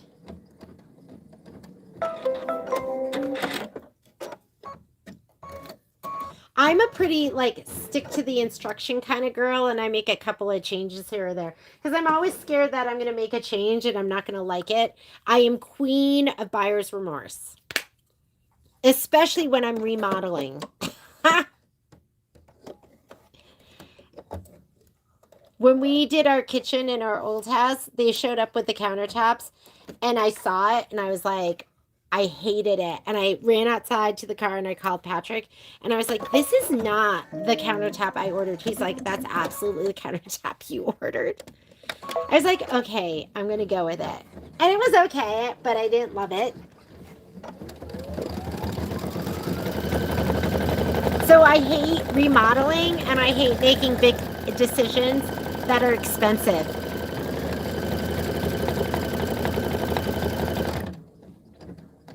Okay, that is step number 14. So, is this looking so cute? We just did this step, stitch the lid detail. Now we're going to do this. Stitch the flower stems and leaf fill in F. F is clover. So get your clover thread. I know I keep saying I'll slow down, but onward and upward. We have a lot to do. We still have to do the borders. Can you believe it? After we do this, we're going to get together and we're going to stitch out section 4. And then I'll do a finishing video, not filmed live, where I stitch everything all together. And then it will sit in the unfinished pile because I hate layering and binding. It might even get layered into the point where all it needs is the binding. I need to do the back. While I'm doing the back, I should do the back for Enchanted because I still haven't finished Enchanted. I hung Enchanted up in the store unfinished. It was just hung up. I didn't even layer it. Okay, you're gonna stitch the leaves out. So we're doing this step right here. Turn the page. Turn the page to 64. What do we have? Tango. Tango, ladies and gents. We're gonna put tango in, and then we're gonna place our fabric, do the tack down and trim. Mine's cut already to size, so I'm gonna skip step number 17, and then I'll just lay it down and do the decorative outline. But you want to grab your tango thread, and you want to find your flower. Here's mine right here, and my tango thread is across the room, so let me go and grab it. We are 13 minutes into a 30-minute stitch out.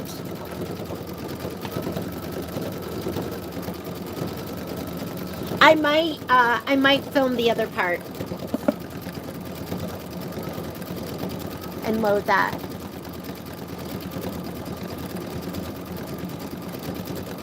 Lita, you're gonna get it done, girl.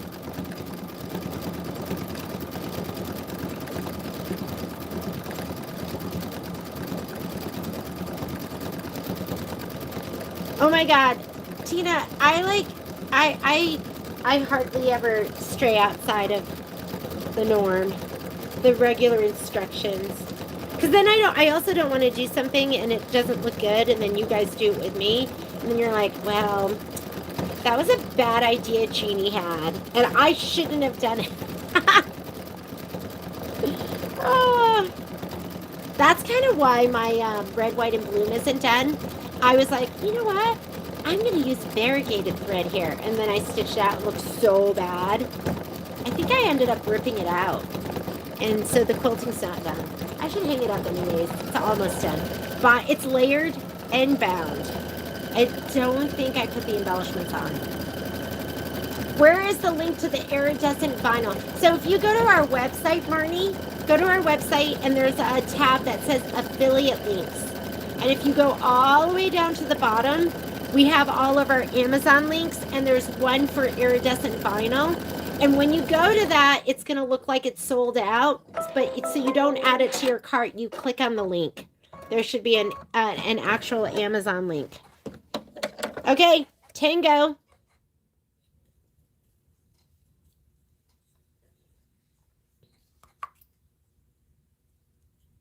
And if ever you find a link that's not working or bad, let us know so we can update it. I know Stephanie had sent me a note about one of the links.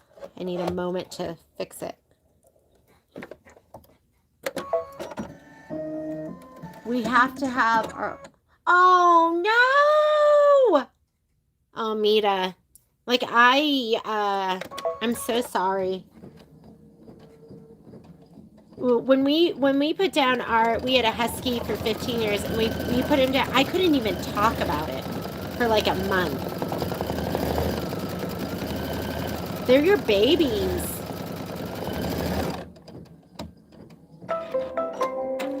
Okay, let's see if the flower fits. So I'm going to bring this back, because the flower might fit just one particular way. So put it on and see.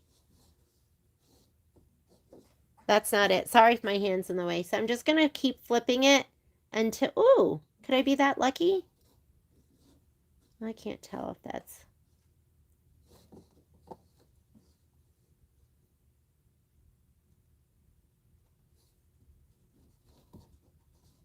Nope. You guys know us. Like, our pups are our babies.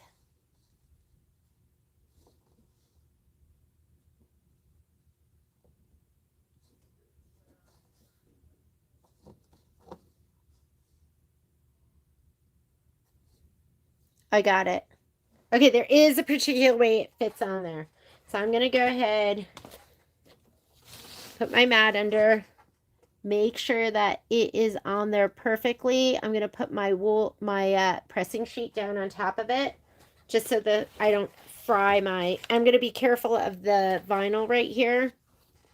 This is one of those times where I wish I was using my, oh God, my clover, because this is big and beefy.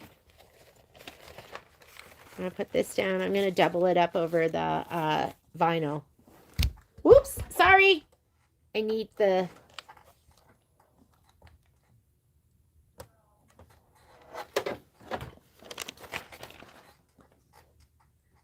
Perfect. Looks good. Slide it on. We're going to skip some steps. If you use the scan and cut, you are going to skip the tack down and trim. Whoops, that's not what I wanted to hit. Skip the tack down and trim. You're going to do that step, which is going to be the decorative stitching. And I'm just going to leave my tango in.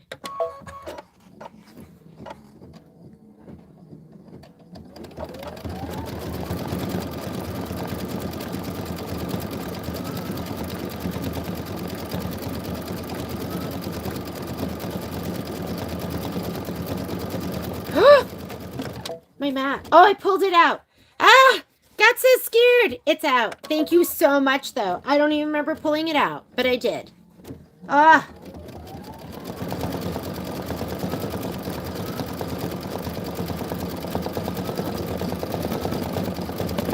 It was in there, right? Now I'm like, did I have my mat in there? I'm pretty sure I did. Woo! Well, welcome, Marnie. Glad you found us. I know it's funny. I think I like added because we do a live feed and we do a Friday question, and I think one of them was like, "How did you find us?" And so many people find us through like the videos, the live feed. We're glad that you're here.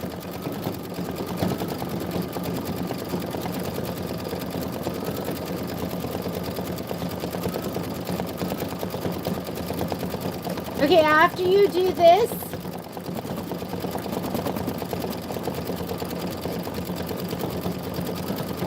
you're going to do the center, which is going to be linen.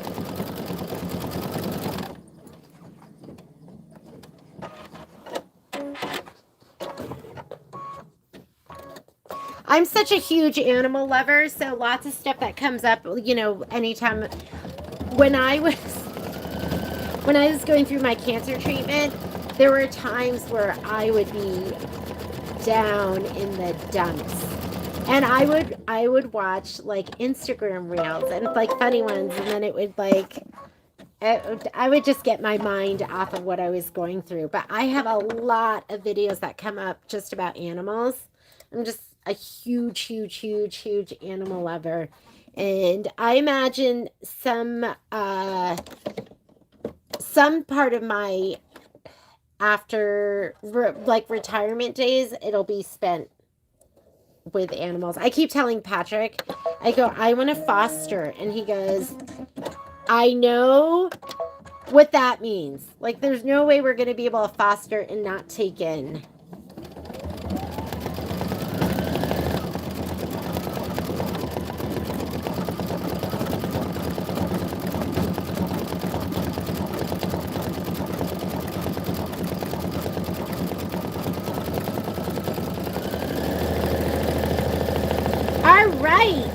Cappuccino's next. Cappuccino. Okay, here's cappuccino, and then what basket are we putting up? Which of the? Did I pull it out? Wood grain, right? We're doing the wood grain. Okay, make sure when you put your wood grain that it goes in the basket goes this way. And we're putting it up and down because our basket is sideways. But we're gonna put in our cappuccino.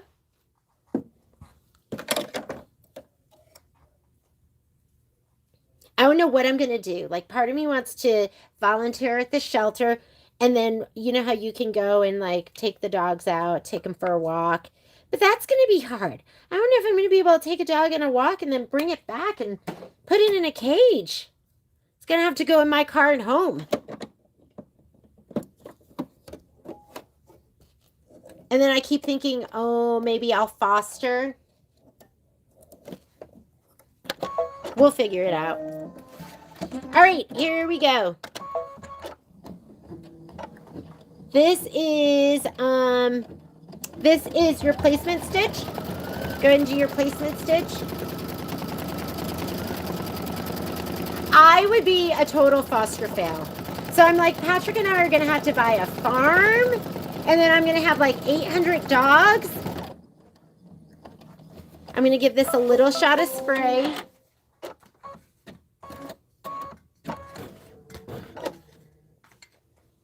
Oh my God. Donna, that's so funny. You know me so well. I would be a total foster fail. Oh, man.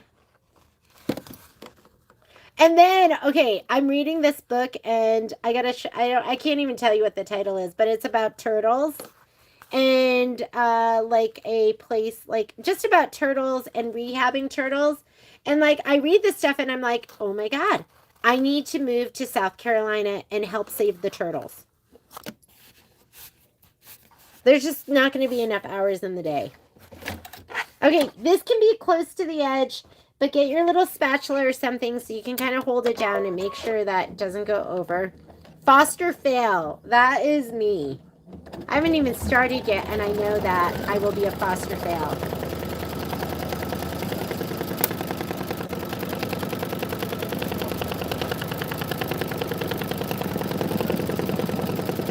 So I watched a couple of things come up in my feed, and there are these rescue places and these people that go, okay, which dog has been here the longest? Which is the dog that nobody wants to take out? And then they take those dogs in. I think that's what I have to do. They need to be saved, all of them.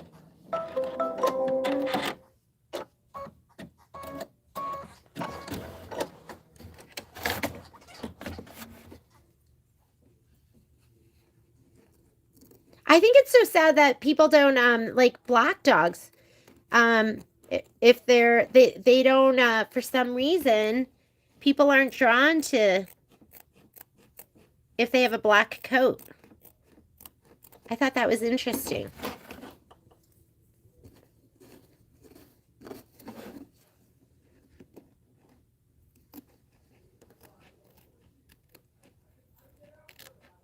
Trim, I better read this. I didn't even check. This better be a trim close to the stitch line. Okay. Tack down stitch, trim the leather close to the stitch line. Yes, it is. Are any of you foster fails? Do any of you foster? Are you like, should I be warned right now? I'm not going to be able to do it. I'm not a good candidate.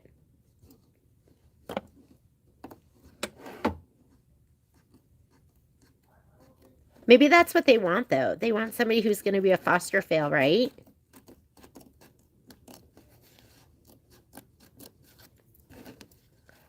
So anyways, this book I'm reading is all about turtles and rehabbing turtles. And some of these turtles live to be like 200 years old. You want to cut close to the stitch, but don't cut the stitch. I'm cutting the stitch right now, so I'm going to try to be a little bit more careful. I love snips because I can use them with both hands. And so right now I'm cutting with my right hand. I'm a lefty cutter. And do you see? I cut way too close. I forget that I'm a lefty cutter sometimes when I'm using the snips because you're just pinching. You can pinch with both hands. All right. What's our next step? We just did the tack down, and then I did the trim. Now we're going to stitch the basket detail in fox. Fox. Yes, I have a couple of people, Gwen, who is local, and she fosters cats, and she always has a bunch of cats, but yeah.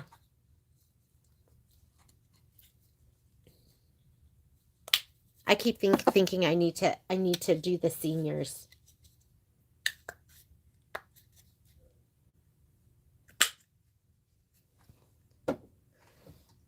Or maybe the special needs.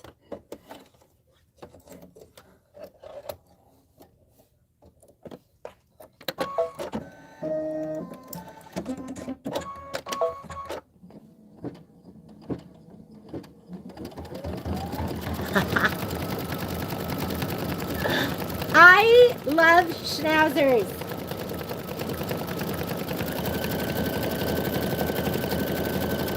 Did you foster them? Is that how you ended up with 4, Terry?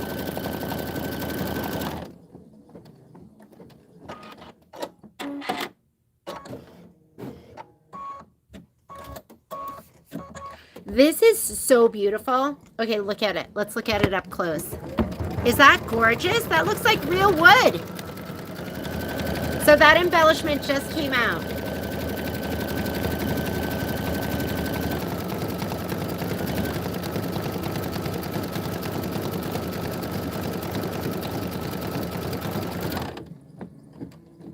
The house horse. Do you call her the house horse because she's huge?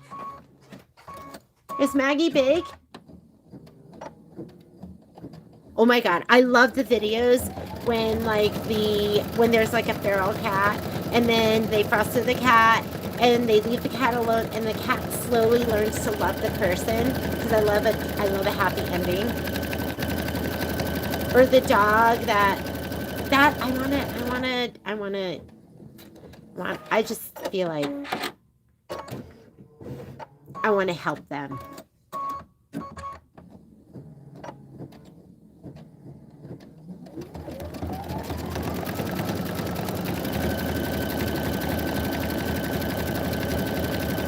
Is this gorgeous? This looks unbelievable. I love the stitch. I love the embellishment. Looks so good. After you do this, you're going to put your cappuccino back in. D cappuccino, right? Yes. You're going to put cappuccino back in. You're going to stitch the basket decorative outline and then fox again for the handle. I'm going to take a little peeky poo at the instructions for the green border, the grass. Let's see what we're doing with that. I must have looked it over at some point because I think it's on the spreadsheet. What did I put on there about hoop size and stuff? 9.5 by 14. Okay.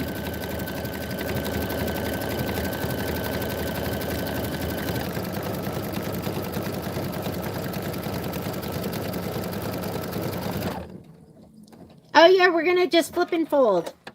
So I probably will do that in a video, but for the grass, I'm going to do it in the 9.5 by 14. You're going to have 3 different pieces. You're going to do a placement stitch for your batting, and then we're just going to flip and fold. There's going to be like a little template, lay down, and then lay it on top, fold it back, stitch it down, lay it on top, fold it back, and stitch it down, and hopefully the quilting stitch is all part of it. Stitch the quilting detail. Yes. So I'm not sure if we load that first, but that shouldn't be that bad. That'll be fun. Okay. Go ahead and put in your cappuccino. Oh my god, 65 pounds. How old is she? The house horse. That's funny.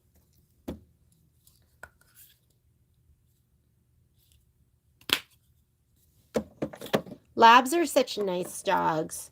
I should have gotten a lab. My dogs yesterday, or when we were away in Vegas for the weekend, we boarded them here at the place where we did their training. Yes, we actually paid to have them to work with them, and you wouldn't know it. But anyways,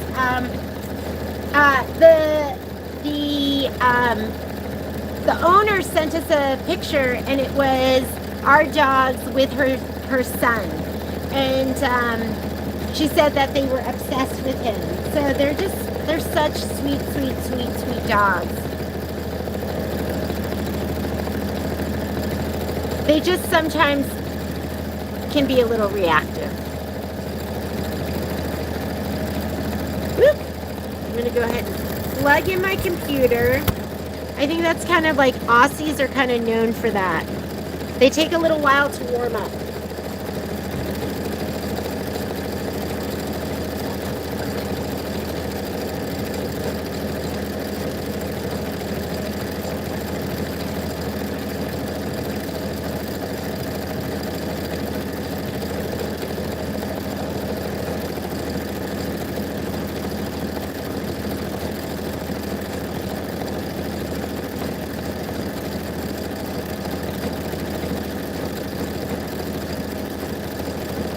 love that name, Sylvia. Disco? How fun.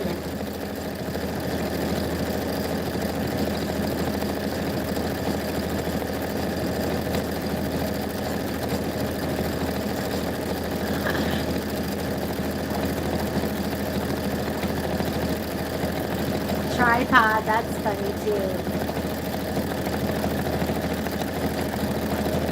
So when we were in Vegas, Lita, we adopted a short hair. And I couldn't believe when we went to the pound in Vegas, I felt like it was like designer dogs at the pound.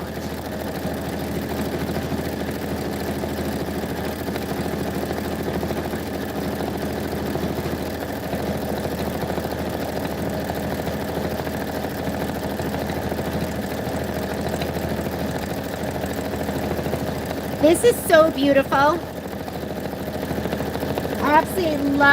I love this embellishment. And I love the stitch with it. The stitch looks so good. So we're gonna finish doing the decorative stitch around, then we're gonna do the handle. We're 22 minutes into our 30-minute stitch out. I will take a break, and then I will record I'm gonna record the rest, and then I'll post it. I can't stop.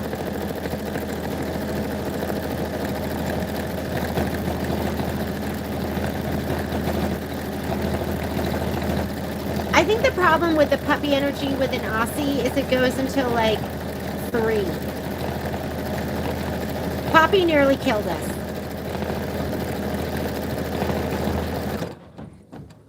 Are you going out on your ride? I'm almost done.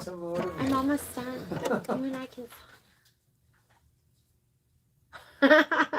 I'm trying to get Patrick. Patrick says Patrick's having trouble motivating to go on his ride. His riding partner couldn't go. So now he's got to go ride by himself. Well, I need to train. Did you? He's training because Kai's coming home, and Kai's always talking about how out of shape he is. But that kid rides is it a BMX bike, Patrick? He rides a dirt jumper to his classes and home again, and so his dirt jumper has no gears, I think, and he rides it straight uphill, and he rides fast. Whoops, sorry. And so he doesn't think he's in shape, but the kid's in amazing shape. Uh-oh.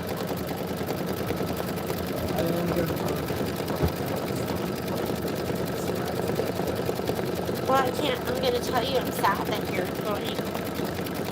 Well, you asked me to stay and check the dogs. So this is what it's going to look like.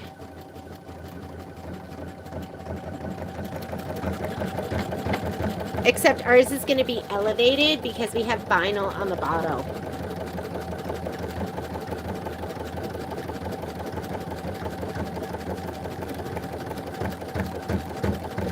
He's part min pin. Okay, what do you guys think of boy dogs versus girl dogs? Because Poppy's our first girl dog.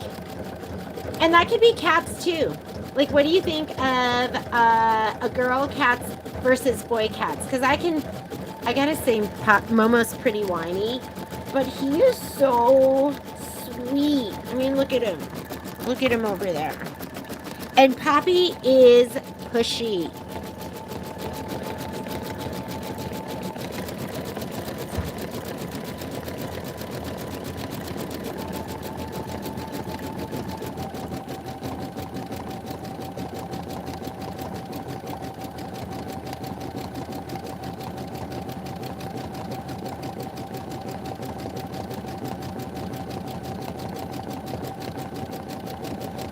So what did you think of because I feel like the boys are easier, but maybe not.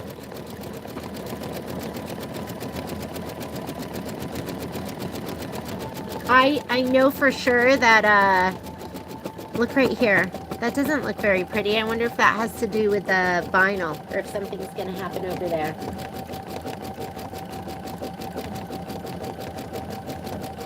Girl dogs. They're all great.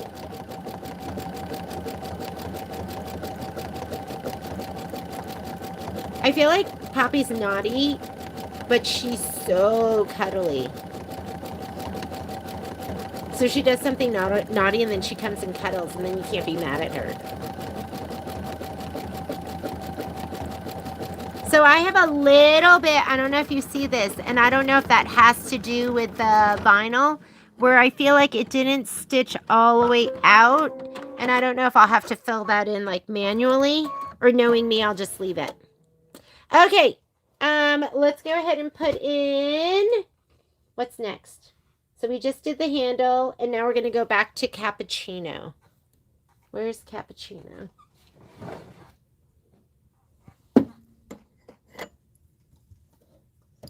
Okay, Terry, so you have 2 boys and 2 girls. What do you think? Are like the girl? I feel like the girls rule the roost. Momo just gives in to Poppy. She's a good 10 pounds smaller, lighter than Momo, but she makes the decisions.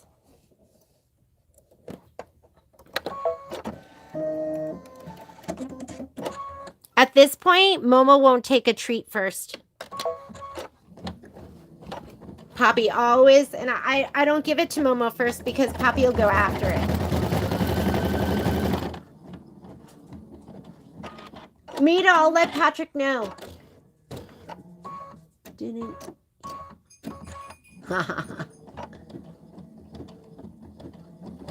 Oh.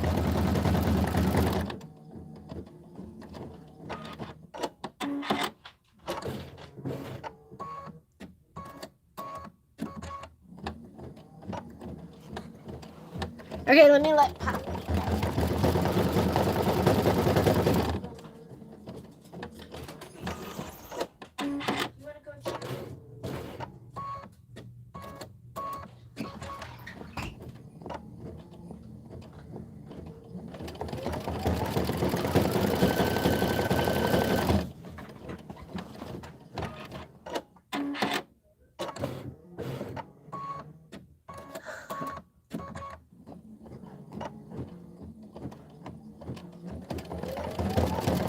Oh, that is funny. Disco's naughty. I do feel like sometimes Poppy does some naughty stuff just for attention. Those were some expensive items she decided to chew up, huh? Okay, so we're stitching the basket handle detail. Then we're going to put in hickory, and we're going to do the ladybug. So after that, we're on to this row right here. Hickory, monarch, hickory, linen, tufts of grass. That's going to be clover. So we're going to do the ladybug. These are all the ladybug, and then the tufts of grass, and then the napkin. And I think that's it. And we will have all of our baskets stitched and ready to go. We rock.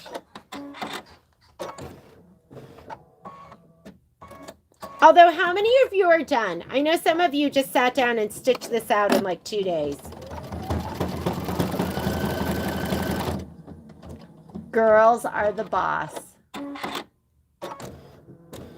I think that's so funny because they're totally the boss. The girls are the boss.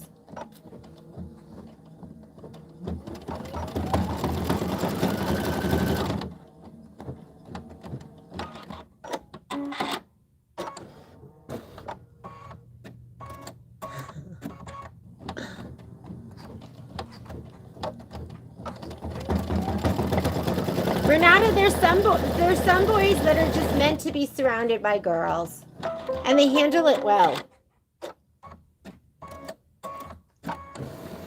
All right, what do we have next? Why, I don't know why I slid that off. Okay, we are gonna put in hickory. Yeah, I don't know why I just did that. I just in my mind we were done. No. Okay, here's hickory. And then I'll get my red. So we're going to put in the hickory. We're going to start stitching out the whatchamacallit, the ladybug.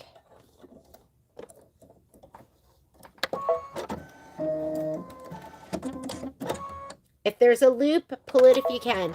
Otherwise, sometimes it makes things messy. And then get your monarch.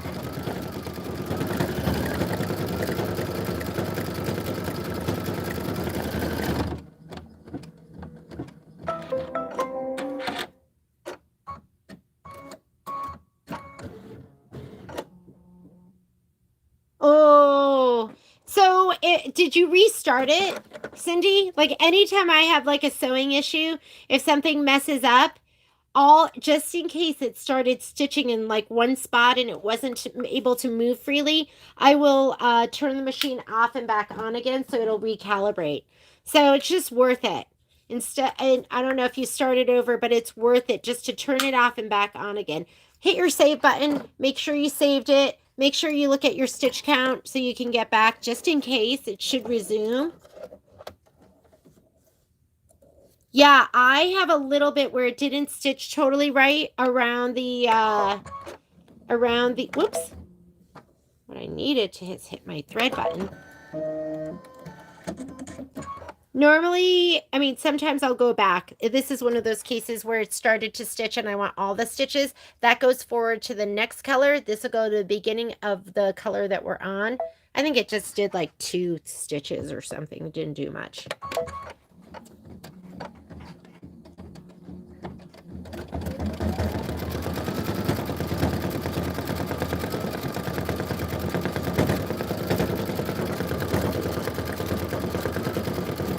Then you're going to put the hickory back in and you're going to stitch the head of the ladybug.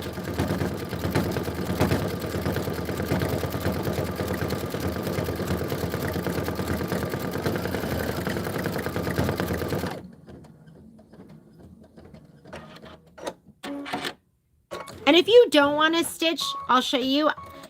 I'm gonna maybe even take a little brown Sharpie because my stitches were kind of pulled in for some reason and didn't go all the way to the edge. So I might just use a brown Sharpie and just color it in.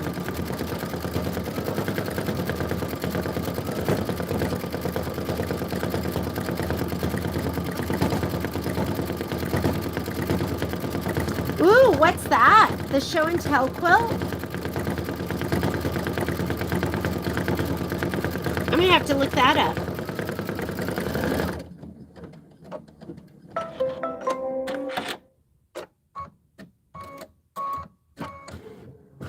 Yeah, that might have helped. Hindsight's 2020, right? You're like, ooh, maybe I should have slowed it down there or something. Okay, I'm gonna put hickory back in if I can find it. Here it is. Cute animals holding quilt blocks. Ooh, that sounds cute. There's just so much to do. Natalie Brown brought in her completed Farm Girl quilt, and oh my god, it's unbelievable.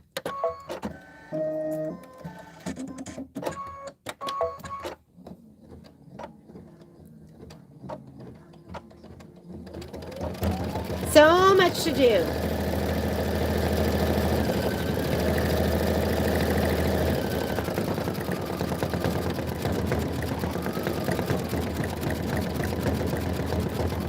Oh, I'm so sorry, Cindy. Do you have like, you should get I don't know if you have one of those, but I'll show you in a second. And now you're going to put in your linen. It's going to do the little dots on his back. But in those situations, I use it more on my 10 needle than I do on this, although I have used it on here. But it's like that, I think it's called like a bird's nest releaser or something.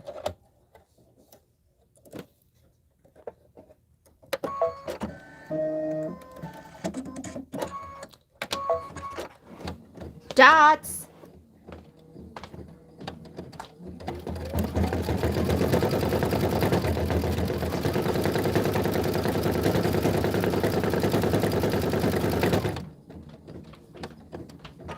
Every once in a while, you're going to get a big old mess.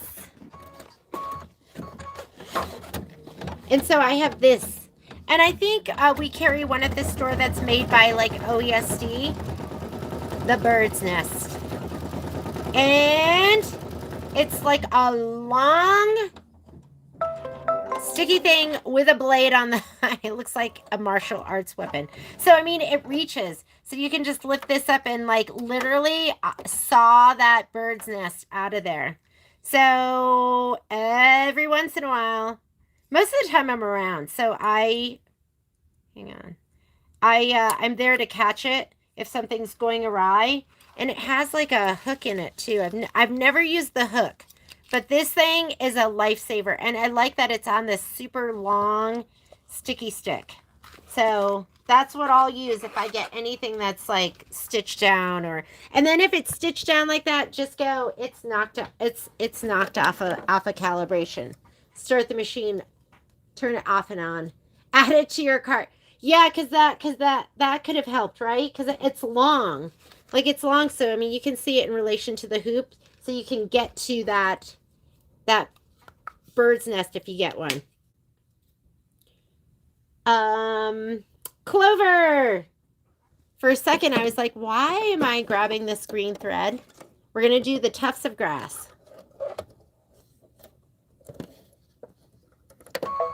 And I keep it by my multi-needle. I don't know why, but that's when I've used it the most. Yeah, this is it's on the website. I want to say, look at Bird's Nest, but it's an OESD. I think OESD, what we have in the store is from OESD. Yeah, when you need it, you need it. And that way, if it gets really sewn down, you don't even have to like lift, because you can't get your hand under there to cut it. But you just slide this under, since it's so long and it's thin. And you can just kind of lift up a little bit and slide this under and cut that, whatever like horrible knot is holding everything down. You kind of just like saw it. And then you can get it off. You can get the hoop off. But every once in a while, I'll need this.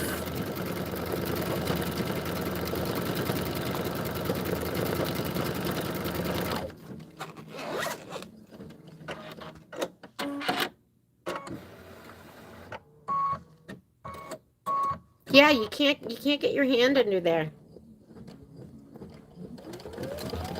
And I haven't used it a lot. Here's my extra blade, which is still in. I've never had to use the extra blade. But in the like half dozen times I've needed it, this has saved my project, or saved me from destroying the project. Okay, you need your grotto glue next. We're going to stitch the napkin placement line.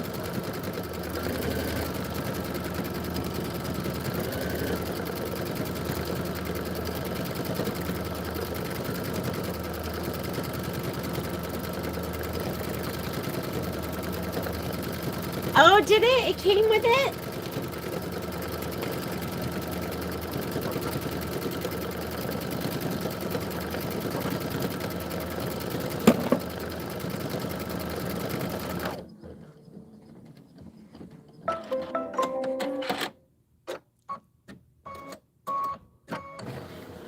All right, here we go. We are almost done.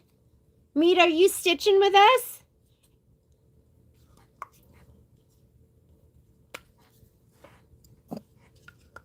A number 10 blade on a number 3 knife hand. Look at you throwing out the numbers. That's official. I don't know what that, are these like surgical tools? Maybe they're surgical tools. Kind of scary.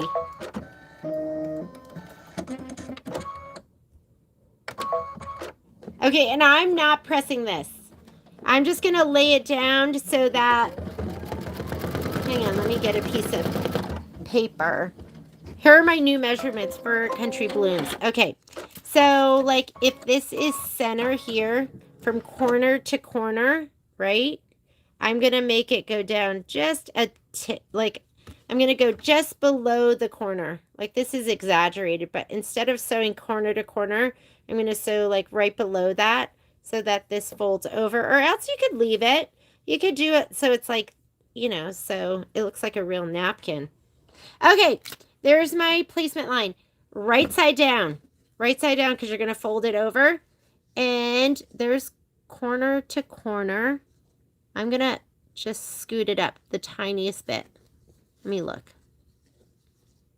Because I don't know, I wasn't crazy about it the way it was before. Whoop. I'm going to put this down. And I'm going to start really slowly. I'm holding down the start stop button. Okay, let's go. Let's do it. It should be a little below the corner. Because with the other one, when you folded it down, you just saw the napkin. Maybe that's better because it looks like more dimensional. But this way, it covers over the bottom. Does that make sense? In case you want it to. Like this is the other one. If you do it right down the center, then the napkin doesn't. I did it like this one was like pretty perfect, like center to center. But when you fold it down, it doesn't cover the back. So this one, I did it just below. There's probably like 1/8 of an inch. Now when you fold it, it covers the whole thing. So it's up to you. Whatever you want. Whatever looks better to you. You can pick. Oh, I didn't even do that. Yeah, I should have laid it down. But I didn't. So it'll be fine. I get the little bell flowers, the blue bell flowers. All right. Guess what?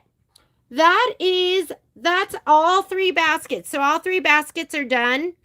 I am going to go and I will, I'm going to go have lunch, do a couple of things, and then I will come back and I will stitch out. The only thing we have left to stitch out for section 3 is going to be these, the grass. So the grass right here. So I will film that and then I'll post it later because I do want to just finish the whole thing. We're so close. So thank you so much for joining me. Have a great day. I hope you get this all done and I will post that and I will see you from the store tomorrow.